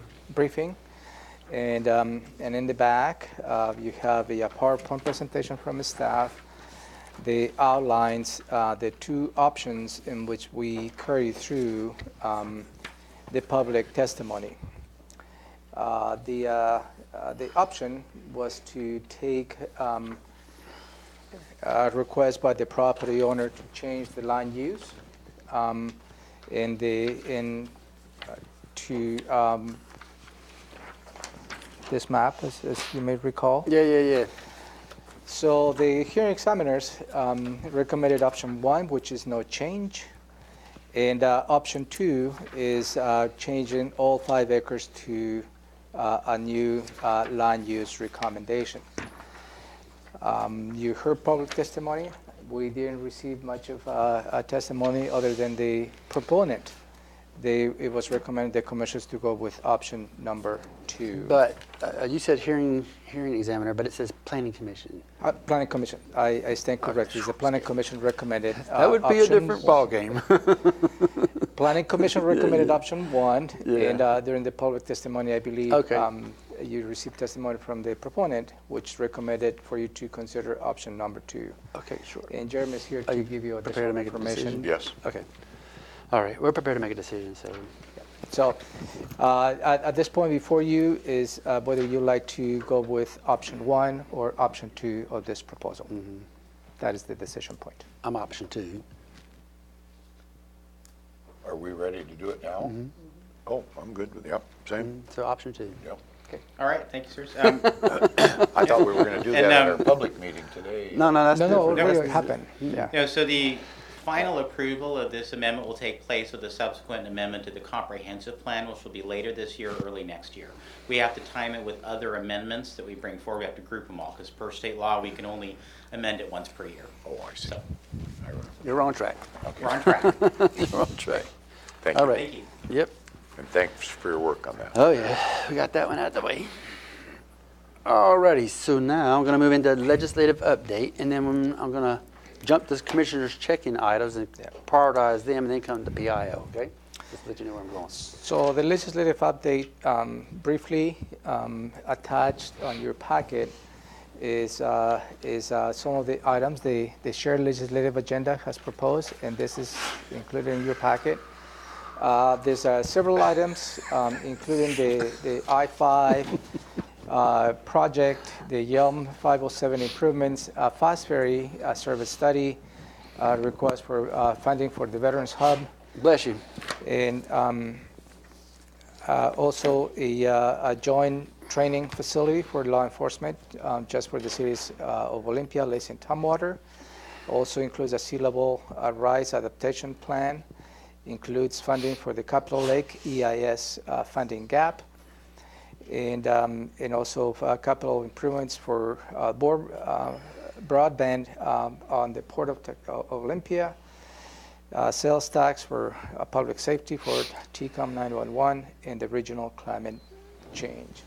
This is just to give you, keep you up to date as to the conversations. I have a follow-up meeting on October 1st with the shared legislative partners here in the county, which includes the cities of Olympia, Lacey, Tumwater, Yelm, the Port of Olympia, South Puget Sound Community College, the Chambers, so on and so forth. And again, this is just all the items they have put forward as part of the legislative agenda. They have not been finalized.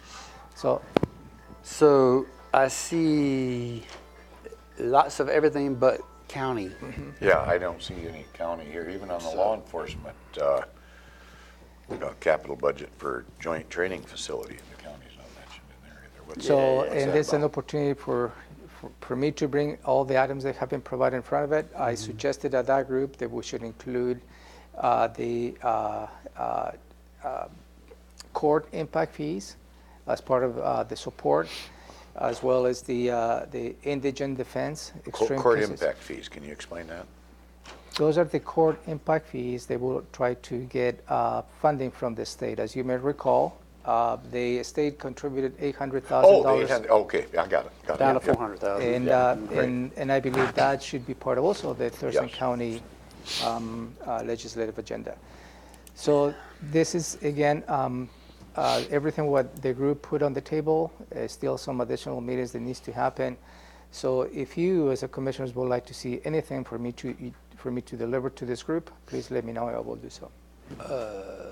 Okay, and then I have an additional, where it says Veteran Service Hub remodel, it should say Lacey County and SPSCC. Yeah.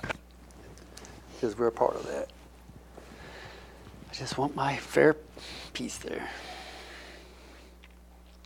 Okay, any other questions? Yeah, public safety training facility, I don't know what that is consisting of, but I'd like to see that, at least have the sheriff be involved in that type of discussion. When the city of Olympia brought this issue, I did ask about the sheriff's office, if they're going to be involved, and at that point, that was not part of the plan. But I will follow up with the sheriff's office if he's aware, if they are aware. Okay. And again, more to come on as we work through the details of this particular shared legislative agenda. Also, I had a conversation with the Executive Director at TCOM 911, and he's planning to introduce to the legislature this coming year a change of 0.1% of the sales tax, an additional 0.1%, and that it will give more viability as to how they can go to the voters and request funding.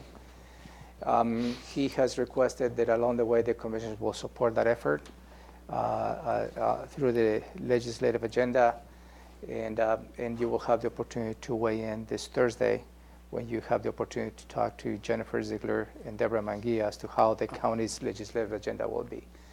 I committed to the executive director that will bring this to your attention, that's what they're planning to do, is to, again, introduce a new 0.1% related to TCOM 911. Just to give you an update, again, this Thursday, you will have the opportunity to meet with your legislative liaisons and your department directors to start developing the Thurston County legislative agenda. They would lead to the legislative breakfast of October 16 and October 18th, one of the 2 dates.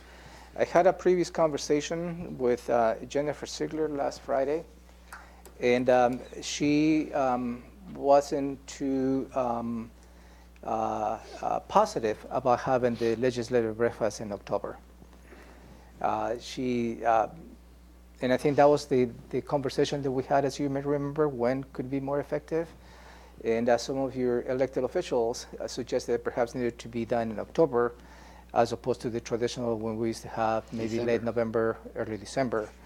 So she's going to provide a perspective as to when will be the best time and date as to when this could be. So, and be prepared to hear some. It's so hard to plan a additional breakfast, but information. okay. Yeah. Which I tend to agree with her in a way. Oh, okay. We'll see what she says. Yeah, that's all on your legislative agenda update. All righty. So now I'm going to move into Commissioner's check-in. And I just have one question before I make. Is number 4, the Grand Mound Transportation Projects Coordination, is that Public Works? Public Works and myself is just an update. Okay, so what I've done here is I have more CPED items than I do Public Works, and I have more Public Works than I do PHSS. So I'm going to go with number 6 first, and then go to 4 and 3, and then the rest of CPED. I'm just going to go 1, 2, and 3 like that. So you want to talk about the Infant at Work pilot project? So Katie and Shelley. You see where I'm going? Yep. I'm making sure he is. I'm here, and then there's 2 of these, and then 3 of these. So I'm just going to tackle them all at one time. That's fine. And categorize. Okay. Is attached. Okay, Infant at Work. So we're just here to provide you a quick update. Katie Gerard with Human Resources and Shelley Slaughter with Public Health and Social Services. So we have a draft of the policy. We had the opportunity to get a small group together, including some staff from Central Services, to talk about all the things that we need to get in place. So we're approaching it as a county-wide policy with using public health as our pilot, so that when we're ready to expand beyond the pilot, we have the infrastructure in place. So at this point, we have the draft policy. It's being reviewed by legal. That was provided to Jane Futterman last week. And so as soon as that gets reviewed, we'll have a resolution. We hope to have this in place by the end of the month. We have a couple of forms that we want to also get in place. So we've got a little updating to do on some forms. And then I reached out to the State Department of Health, the HR director there, who was the first state agency to implement that policy, and she's agreed.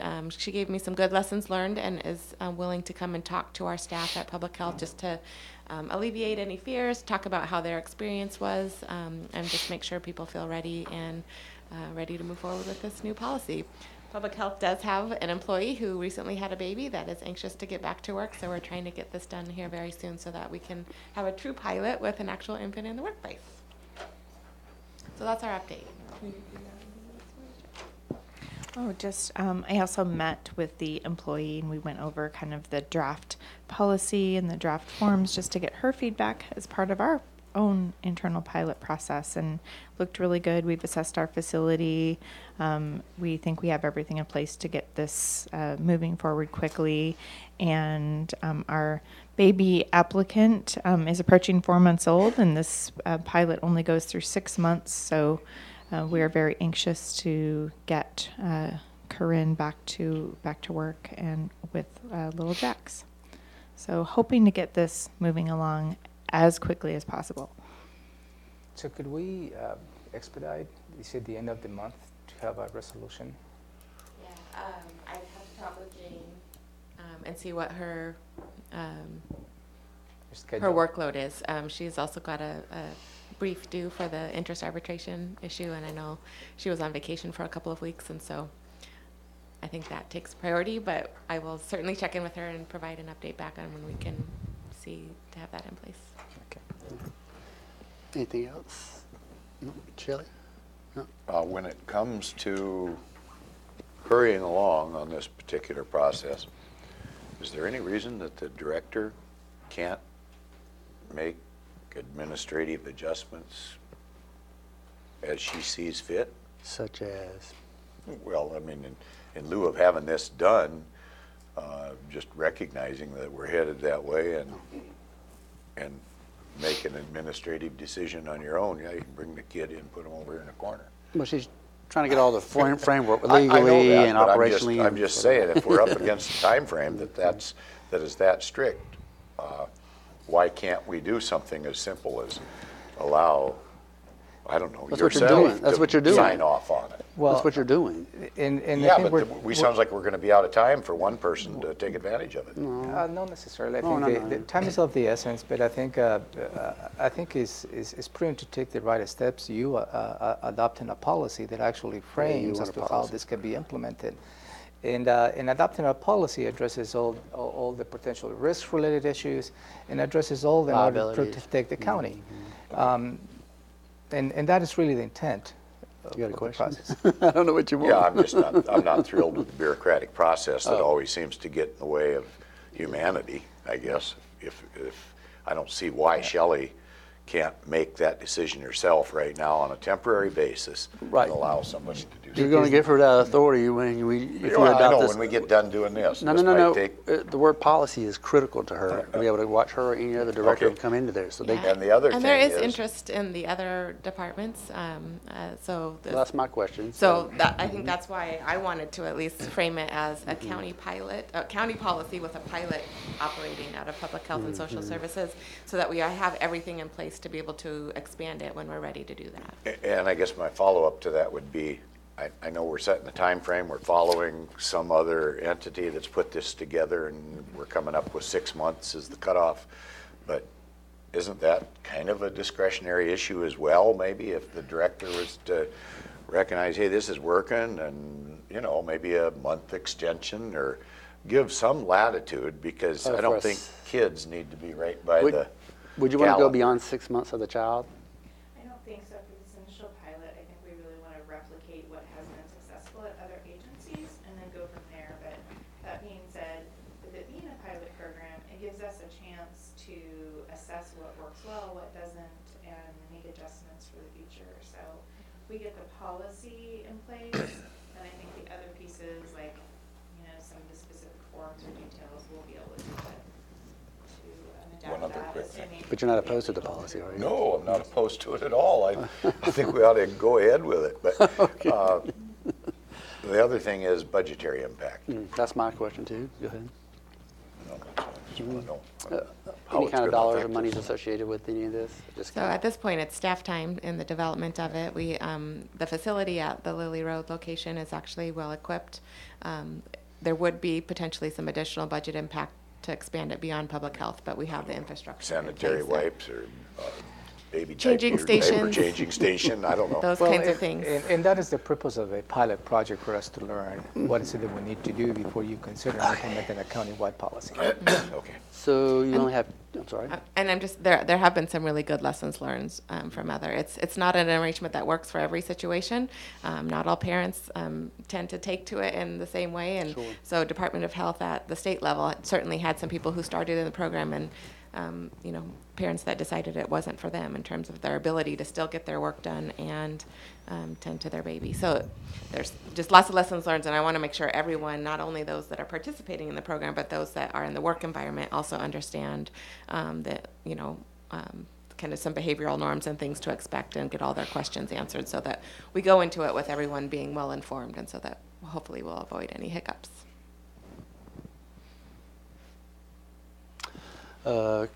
Sorry, I got a couple questions. If this is a policy, does it need to come to an AIS to be signed? So that's next, that'll be on the 11th? Is Well, that that what was you're saying? Well, I provided it to Jane last week, and so I haven't had a chance to talk Sure, with sure, her sure, about what okay. her timing is to Just want get to get that out of the way. developed. And But then, yes. is it 2 months of collection of data? If I did the math correctly for the particular child involved? Well, I think we initially talked about, for that individual, yes. I mean, that would be our first test For the pilot case. program, specifically, yeah. Well, pilot, I think we should probably take a little bit longer. I think there's some just education and discussion that needs to happen with different department directors, because not everyone's in the same place or has the same sort of facility that can accommodate that. And so I think we need to be really thoughtful about where the appropriate place to expand it into is. And so I need to do more discussion with department directors. I know CPED has an individual that's interested in it. We certainly have more facility challenges here, and so we certainly need to go into that a little bit. So I guess my next question is, when do we expect the feedback on all the data that's being collected and what it looks like, feels like, in terms of this particular pilot program? If we can get Corinne back here, by the end of this month, and then if she's got 2 more months beyond that for her baby's age. Right. And do you have others that are? Yes, we have a couple other. Okay. So I think we would want 6 months of data, but I just don't know if we'll have a baby beyond the 2 months. Let me rephrase my question. The pilot program, is it 6 months long?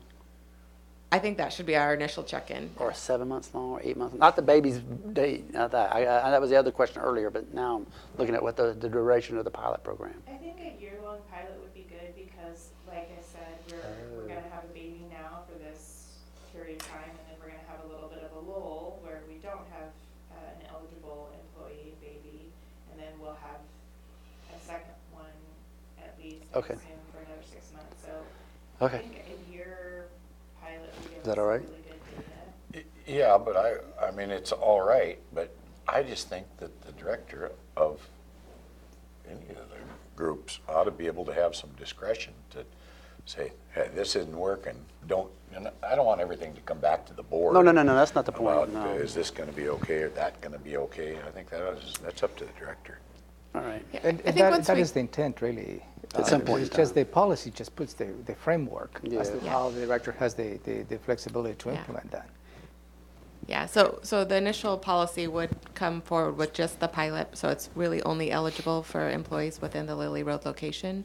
And then we would need to come back and get that adjusted to open it up, and then it would be on a office and department choice whether or not they want to do that. Right now, is there a law against somebody bringing their baby to work or something? No, but we you want make the it sound appropriate like waivers in they place can't do that. to protect ourselves as the employer. That certainly does introduce a new risk into the workplace that we want to be thoughtful of. Are you ready to go forward with it? I'm ready. Okay. We'll do our best to get it back quickly. But I've heard it's for a year, the pilot project, as opposed to 6 months. Based on what available data we have, that year is probably a better. I want a and 6-month update, so. We will give you a 6-month update. That's what I'm. Okay, just make sure it's spelled out in there in the policy. Okay. So. Anything else? Comments?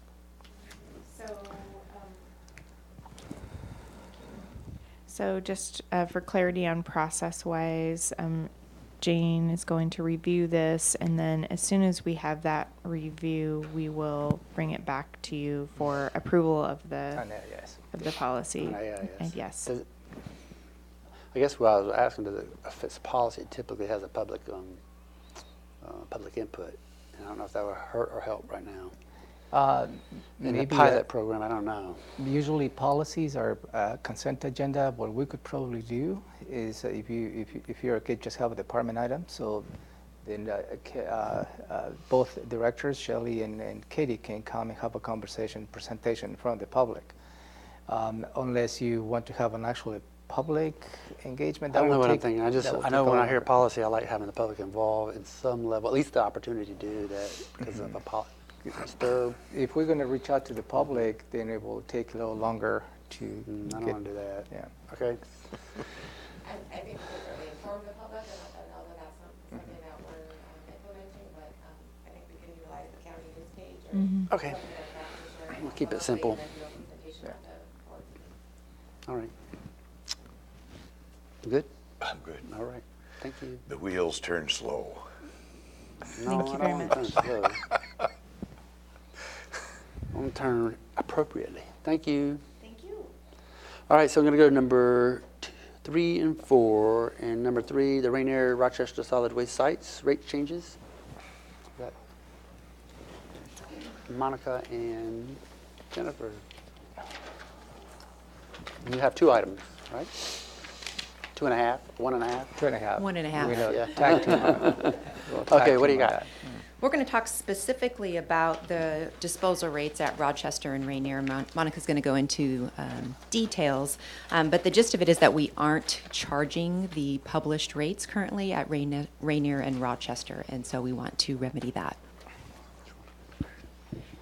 You aren't, did you say? That is correct. You We aren't are charging? not. Yeah. So you're proposing that you raise the rates? We're proposing that we comply with county ordinance. So I'll give you a little bit of background. In 2009, the commissioners at the time adopted county code, which set rates for the Waste and Recovery Center, Rainier and Rochester drop boxes. And those rates went into effect in 2010 and 2012. So we have not had a rate change since 2012, and we're not proposing a rate change.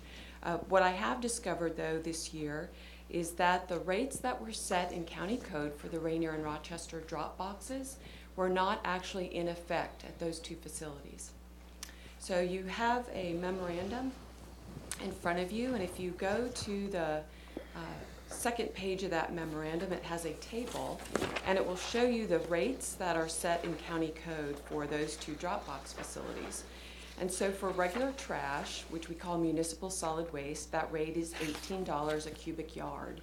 And we charge by cubic yard because we have no scales at Rainier and Rochester. So it's a volume-based rate.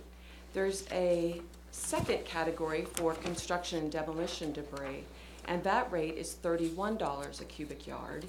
And for roofing debris, the rate is $48 per cubic yard. And those rate variances are because construction, demolition debris, and roofing debris weigh a lot more than municipal solid waste. And so in order to create some parity by how we charge people at the Waste and Recovery Center, which is by weight, as well as address this issue that the county pays the vendor by weight, we have a variable rate structure.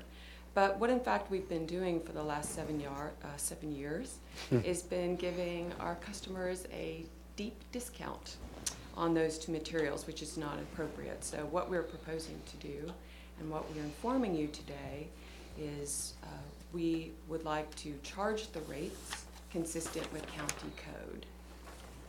And those rates, as I mentioned, were established in 2012. We got questions. Go ahead. You got a minute? I don't know what the difference is that you're going to be referring to, but I know the more we charge at a location like that, the more potential for garbage along the road and illegal dumping comes into play. So that's kind of the balance on where I'm going on this.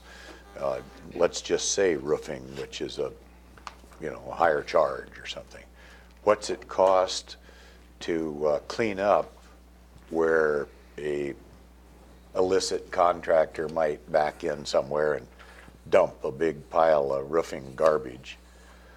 So I want to make sure we balance this out. I don't want to overcharge citizens either for their household garbage and encourage more contamination of the environment. That's kind of where I'm initially going to be coming from as we move forward on this. So it's not something I'm going to be willing to, I don't know if we're planning on making a decision today or this week. It's going to take some real digging into this. So this is not a decision that you need to make, because this is as part of the county code. And what is happening is those charges have not been put in place on those 2 satellite locations. We already have those charges on the Waste and Recovery Center. And for some reason, and that's what the attempt of the Public Works right now is to go through all the different charges that we have, that we need to bring it up to the county code. So right now, the staff is not asking the commission to raise the charges. The charges already been approved. So what is happening right now? It's been approved in 2009. Yeah, but it's still in code unless you like to change the code to reduce the rates. Well, I mean, maybe that is the goal. I don't know the answer to that yet, but I'm not inclined to arbitrarily, even though it's been in code, somebody's made a mistake since 2009, sounds like, and now we're going to be addressing that. But I'm not going to be crazy about jacking up the fee to where now we have garbage dumped along the road. I think that ought to almost be a capital crime. Is there a dumping correlation garbage. there? There actually is no change for regular garbage, so the majority of customers would not be affected. We've been charging $18 per cubic yard, and that is the code, or that's the fee that's designated in county code. Where we have not been charging appropriately is only for two very specific materials, which are construction demolition debris and roofing debris. And frankly, these materials are better off going to the Waste and Recovery Center. We are just better able to handle those types of materials at that facility. When customers go to the Waste and Recovery Center for those materials, they are going to be paying more than that $18 minimum fee. So for me, this is an issue of fairness, to charge our customers consistently between all three facilities. So I don't know that there's a correlation between dumping and Rate increase versus more dumping? Is there? Yeah, I'm not aware of that. I guess. But it's always there's always a risk. Yeah, there's a risk there. I'll just use as an example, over on Spurgeon Creek, there looks like there's about a ton dump truck worth of roofing and junk material just dumped along the road over there. And if we start raising rates or making it difficult, are we going to get more of that? Or do we want to take some of this money that we're raising and hire a garbage cop or something like that to go around and they could execute these people, and it wouldn't hurt my feelings in the least. They call it a compliance. But what is happening right now, Commissioners, is the individuals who actually pay the rate according to the code are subsidizing others. Are subsidizing the ones who go and go to those satellite locations, and they just pay $18 for the same materials. Otherwise, others go to the Waste and Recovery Center and pay the right fees. So that is what is happening, is those individuals who go to the Waste and Recovery Center are subsidizing to those individuals who go to the satellite locations. And we need to bring those up to code just to make sure that everybody pays the fair share. That is really the intent. How can we start billing out of that fund for garbage cleanup on the roads? Well, it's interesting because I have requested the department to include in the 2019-2020 budget a line item that will allow us to manage the solid waste on county property. Well, yeah, okay, county roads or county property, right? The little grant fund does take care of. I don't know, it's just frustrating to me to see garbage dumped on the roads. I totally agree with you, Commissioner. I think all of us share that frustration. So then what are you doing here, I guess, is what I'm asking. If we've already got a code in place that the rates are supposed to, this is an informative session we're having today? And the department has developed a communication strategy, and that will be something that you want to touch base as to what the communication strategy they have planned. And again, it's just to give you information to you, so in case a citizen may approach you related to those charges. We have developed a communication and implementation plan, and that involves a number of different staff. So we are utilizing public outreach staff to communicate with our stakeholders. We'll be utilizing press releases, social media, signage, and we will be informing our customers through handouts as we engage them at Rainier and Rochester in the work about those rate updates. And that'll take place over about 4 weeks. And we'll also be available to answer any questions, either through phone calls or through one-on-one conversations. So that we'll also develop FAQs. Okay, personally, I'm not satisfied that there's not a direct correlation between raising rates and more garbage. I just think that's a common sense issue. And what that is, I have no idea. it's just, To give you a sense of scale, the Rainier and Rochester facilities actually take a very small amount of the waste that we generate in this county. So I would say there is well over 200,000 transactions at the facility in Lacey, and Rainier and Rochester combined, they're probably less than 20 to 30,000 transactions. So the impact is only to a small part of our customer base, and then most of the customers that use these facilities are just bringing household trash. So there's a smaller amount that are bringing these two types of materials, which would see the rate change. But this is also an issue of cost recovery. It costs the county more to handle and dispose of these materials. but we're recovering that cost at Lacey, but not at these other two locations, is that what you're saying? That's correct. That's what it is. And that's the reason that this rate structure was put into place to begin with, is to acknowledge that these materials are more expensive for the county to handle and to dispose of, and to create parity with the facility at Lacey that's charging by weight. Okay, so anything else? 'Cause, Well, if it's just informative, I guess. yeah. I don't know, it just aggravates me that we're always correcting stuff from days gone by, I guess. We certainly have But I some guess- frustration with that as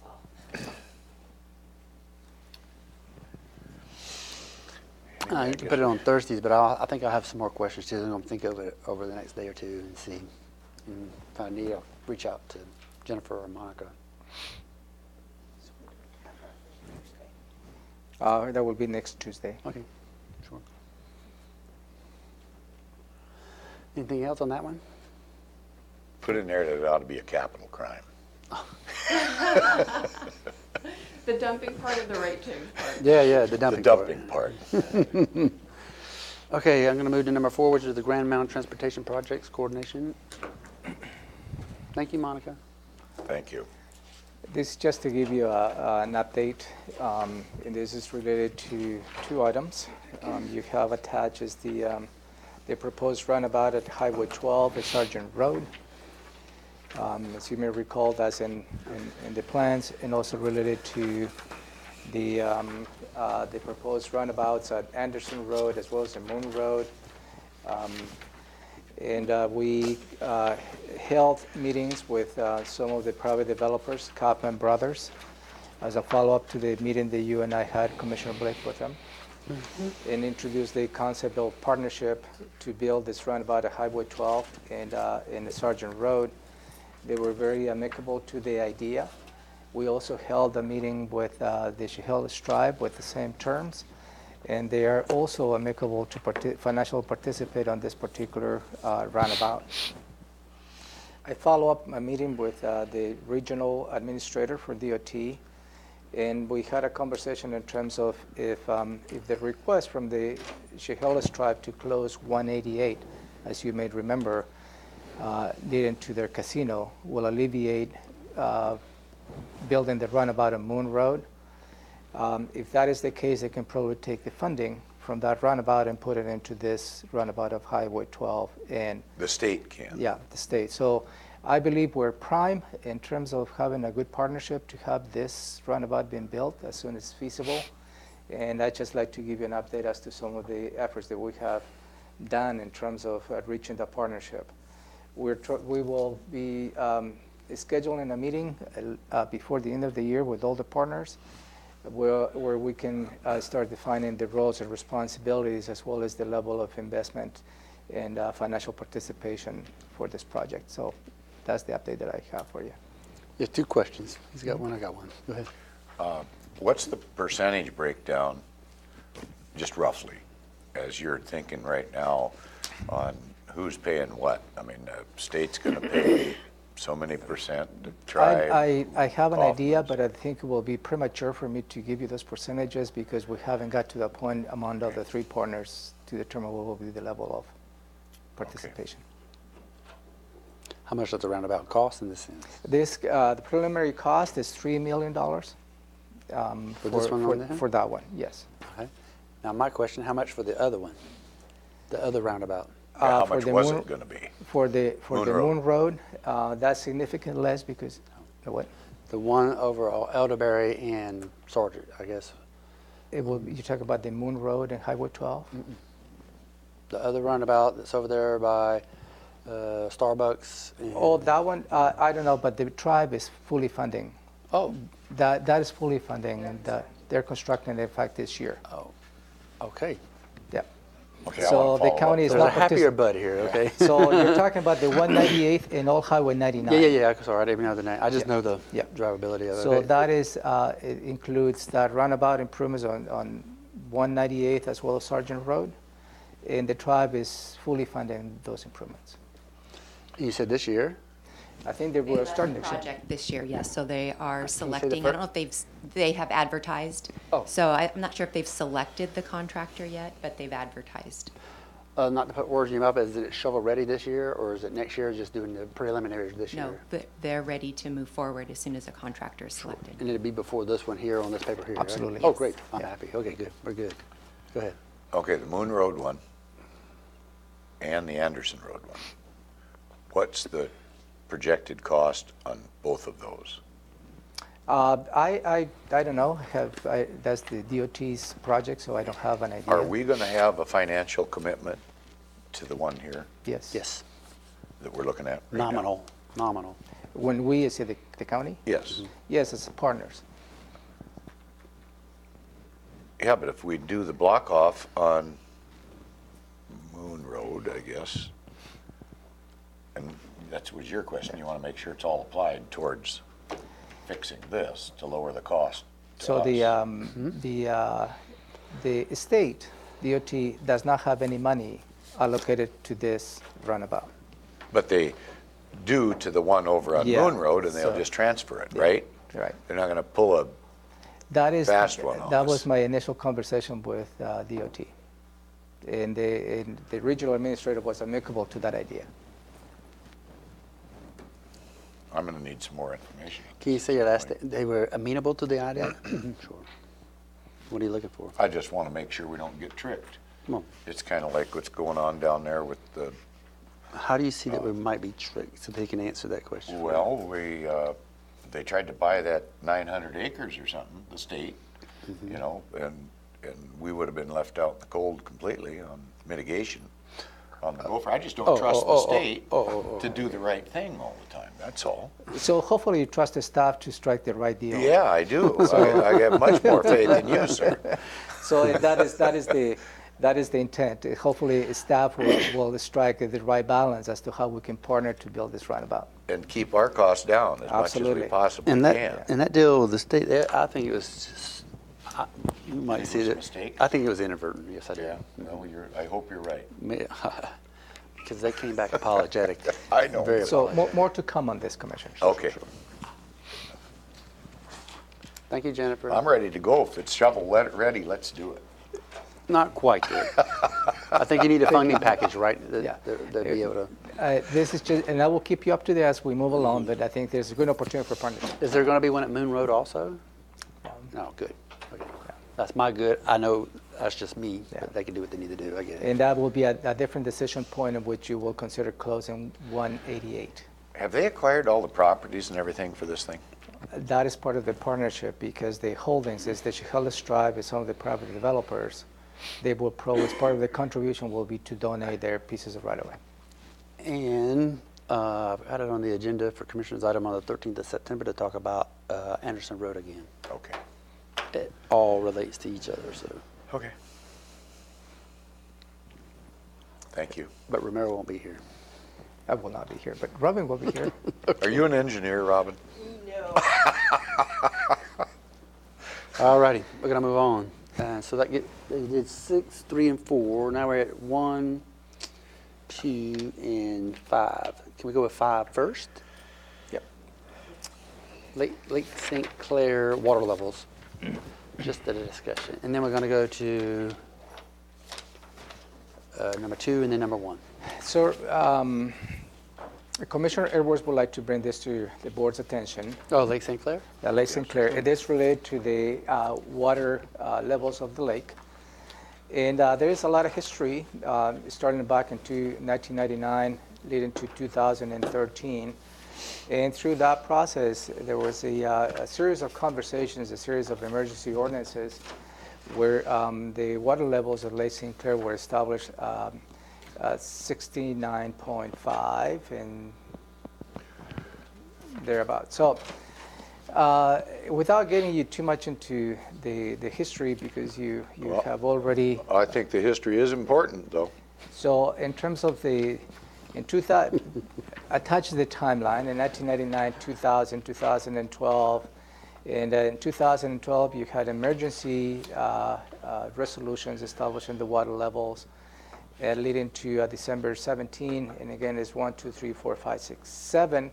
And just about on June 26, and that resolution is where the commissioners at that point decided not to have public testimony when they were going through and establishing the water levels. Within the whole context, that remained the case until December 17, 2012, under Resolution 14843, establishing the 69.5 elevation of the water levels. However, And what was it before that? it was a 65.4, if I recall very well. I don't see the number on here, but that's not the right number. But it was lower. No, it was higher. It's 69.9 versus 69.5, a difference of 4 inches. Yes. Yeah. There you go. Thank you. Now we got it. I got my numbers correct. So right, that was held true until December 17 under Resolution 14843. That those emergency resolutions were establishing the 69.5 with no public testimony. However, in 2013, Ordinance 14975, which set the 69.5 as a permanent elevation of the lake, the clause of no public testimony is not included in that testimony, in that ordinance, and that is the current ordinance that we have, which states that anything, if the lake level is 69.5 and above, a 5-mile-an-hour vessel will be put in place. If it's below the 69.5, then there will not be restrictions on the speed limits on the vessels. And I believe right now we're operating below the 69.5. I believe Commissioner Edwards would like to bring this to your attention to see if there's an opportunity to change the water levels to 69.9 as opposed to 69.5. In my conversations with Commissioner Edwards, I was going to state to the board, considering all the issues related to Lake St. Clair, that taking an action at this point may not be conducive.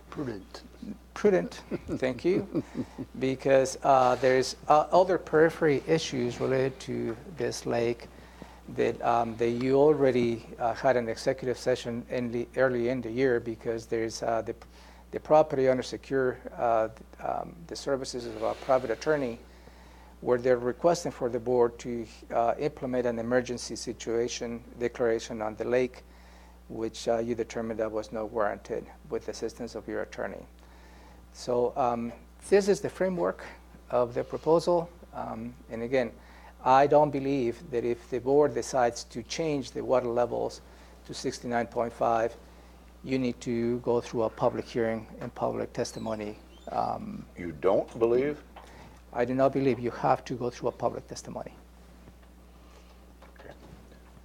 If we were going to put a restriction in place on bladder boats, those are the ones that make that big 3-foot wave, that would take a public hearing. You need to have a public That's hearing. policy or code change. So that'd be a code change that we would have to do, right? A public hearing, because you give the public the opportunity, one way or the other, however they see the issue, to give you perspective. Yeah. Well, the complaint was that wave action was causing problems when the water was above 69.5. And the reality, if they would have addressed the bladder boat issue, they wouldn't have had a problem, because big waves are what the problem is. So I would like to start the process so that we can address the bladder boat issue. I've never seen a bladder boat, but I mean, it has something to do with water skiing and riding a 3-foot wave. What I'm asking the board to consider is adjusting the boating ordinance to address bladder boats and raise the operating level of Lake St. Clair back to what it was in 2012,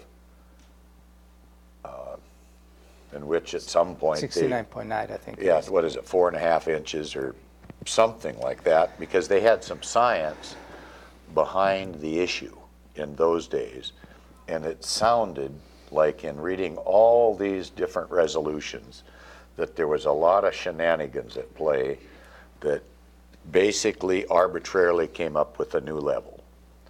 And so I think if we would revert back and raise the level to 4 inches and eliminate bladder boat operation on these small lakes where there could be ecological shoreline damage, that would solve the problem for all parties concerned, notwithstanding the fact that the lake is rising and not going down quite as much as it did. I don't think we can do a darn thing about Mother Nature. That's something we're stuck with. But I think by taking these two issues, we would be able to solve that particular community's problems for next boating season, not this boating season. Go ahead. My suggestion will be if the board would like to address speed limits in all the lakes in the county, you may want to consider that as part of next year's scope of work. As Lake St. Clair has issues with the speed limits, you have Scott Lake. In other lakes, they have the similar issues. They have been requesting the board to take action in addressing the speed limits of vessels on those lakes. So my recommendation, again, to the board will be, if you really want to address the speed limits on lakes, perhaps you may consider approaching holistically to address all the lakes, because other communities from other lakes may have also issues related to speed limits. I don't think speed limits have been the issue. I think wake activity has been the issue. I don't think it has anything to do with speed limits myself, because I think we've got a universal speed limit when you're allowed to water ski or recreate. I think there already is a speed limit in place, and we've also considered the fishing recreation end of it, and I think that's 5 miles an hour and 45 miles an hour, if I remember right. So I don't think speed limit is the issue. I think wake is the issue, because wake is what creates the ecological damage on shorelines and property damage on docks when the water's high. So I guess I'm disagreeing with you in that regard. That's the American way, right? I don't expect you to agree with me, Commissioner. I'm just giving my perspective. Anyway, and I so guess it will be. I'm not against reviewing all the lakes if you want to, but I am looking at solving a particular problem that looks like it would be a very simple solution to go back to the original height limit that was scientifically designed and eliminate this new phenomena called bladder boats that do all the damage. And how we do that, that's in your bailiwick. So before we get to that point, I believe that is a recommendation, and so I'm waiting for the board to give direction to staff. Yes. Well, boats or speed limits, it's going to have to be 2019, really, because look at all the lakes, all the boats, all the type of things at one time, but it certainly needs a Yeah, I've got no problem with looking at it all. 2019. You know, I don't have any problem with that. And Can I we don't get it see into that we can. 2018? Yeah, we're not gonna get it in 2018, but we have to plan ahead. And we're planning ahead for 2019. So I would just say preliminary review, but nothing for right now, 2018. Well, no, I don't think we can get it done for 2018. So let me see if I understand this. Okay, so what do you like to see is probably add to the scope of work for CPED to look all the lakes in 2019. For what specific or general issue? Well, it will be the type of vessels, including the bladder boat, and also looking at speed limits. And each lake will have an individual issues related to that. I think you can raise the water level in 2018, or if you want to do that, push that.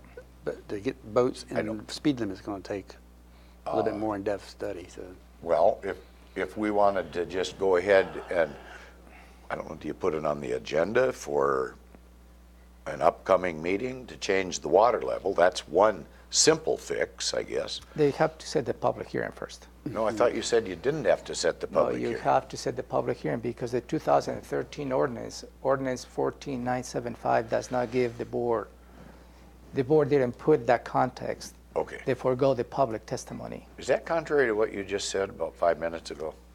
because I heard you the same way. Yeah, I mean, I heard you say we didn't need to do I that. apologize then. No, it's not apology. So the ordinance You're just confused me. 14975, which is put the permanent elevation 69.5, does not have a clause in that ordinance that you cannot go without public hearing by Okay, changing. so you have to have a public hearing. Yeah, okay, and I'm not against the public hearing. We can do that. I think we can do that so that we Get can that going. have it adjusted for next year. It's probably not, we're never going to get it done.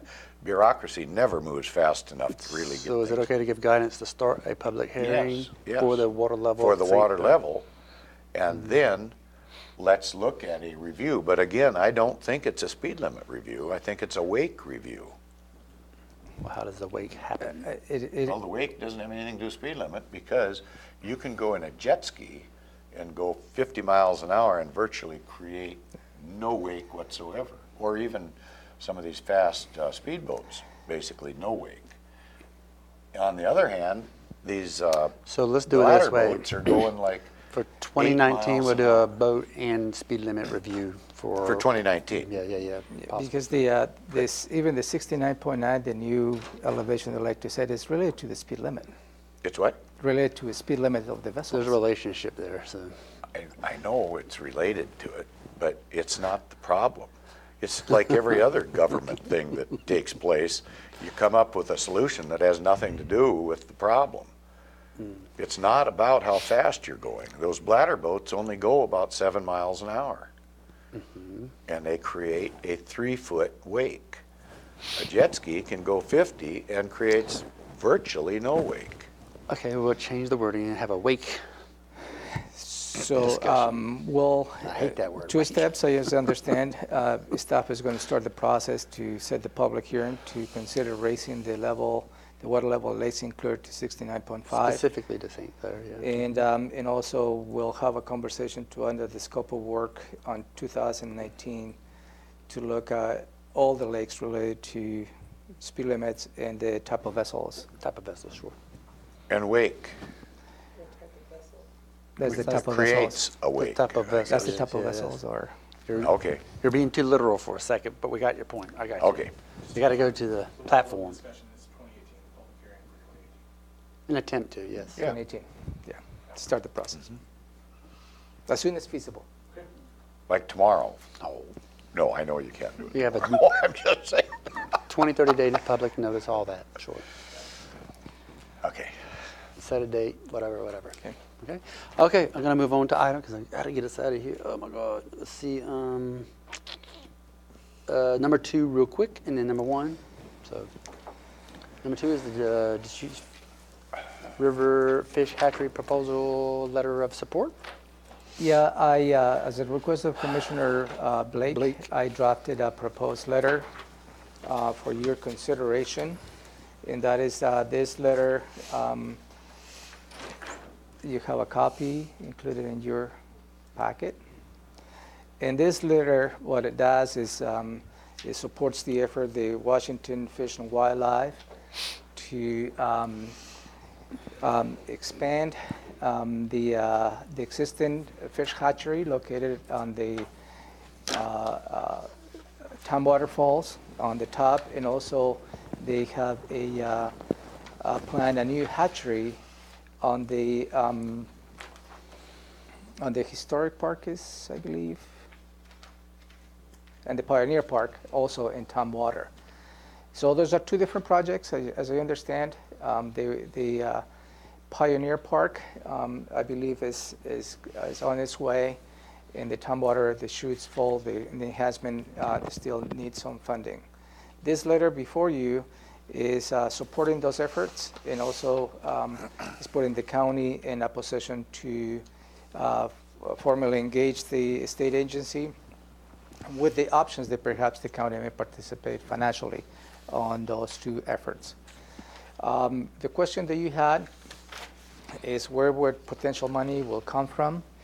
And the REIT 2 was part of the conversation at that point. I checked with your attorneys, and there may be an opportunity to use REIT 2 if you choose to fund support financially to this effort. So Still optional. yeah, this is a first step, and I just want to make sure that you have the opportunity to review it and move forward. Yeah. Gee, Gavin. Okay. I did have a chance to review it on our 7-minute break, so I'm up to speed now. Okay. And I agree with everything in the letter, but I would like to see something added to that letter. What was that? And right now, we seem to have an emergency situation involving salmon, involving the orca in Puget Sound. And the number of salmon seem to be the common theme, the common link to what the problem is. I've attended some hearings and participated with the Department of Fish and Wildlife, and those folks have come up with a lot of issues, and it seems like even though it's salmon, the orca in the Puget Sound is a piece of this. I would like at some point, some way entered in here that we recognize that by salmon, by increasing the availability of salmon, it helps the whole orca situation in the Puget Sound as per the Washington State Department of Fish and Wildlife. And where I'm going with this is they have stopped the salmon run in the Deschutes River. And I don't understand that, because I don't know the numbers, but I think hundreds of thousands of fish have traditionally spawned in the Deschutes River since 1950. That never had a native run in it, but about 1950, they put a fish ladder in, and during my whole youth growing up, I mean, there were so many salmon in the river, you couldn't hardly walk across the river. That's how many there were. And now, for some reason, they have decided to stop the salmon run until something is done with a fish hatchery there that we are also working on.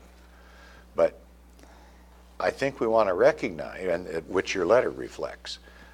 So I would like to recognize the fact that we do need more salmon if we're going to enhance quality of life for the orca, which is a sounding board for the water quality in the whole region. So all I'm asking is that we at least recognize that. I'm not a scientist. I don't know why they stopped the salmon run in the Deschutes, but they've done that. I don't know how long if we don't get it funded for the fish hatchery, does that mean we're never going to have another salmon run in the Deschutes? To me, that is stupid. We've also got the nitrogen issue that's, a 50-year issue that we don't seem to be willing to address. So I'm concerned that we mention things at least that are on the periphery of could solve the problem. One of those is pollution in the Deschutes, and when I say pollution, industrial application of nitrogen to me is pollution. Thousands of tons of nitrogen.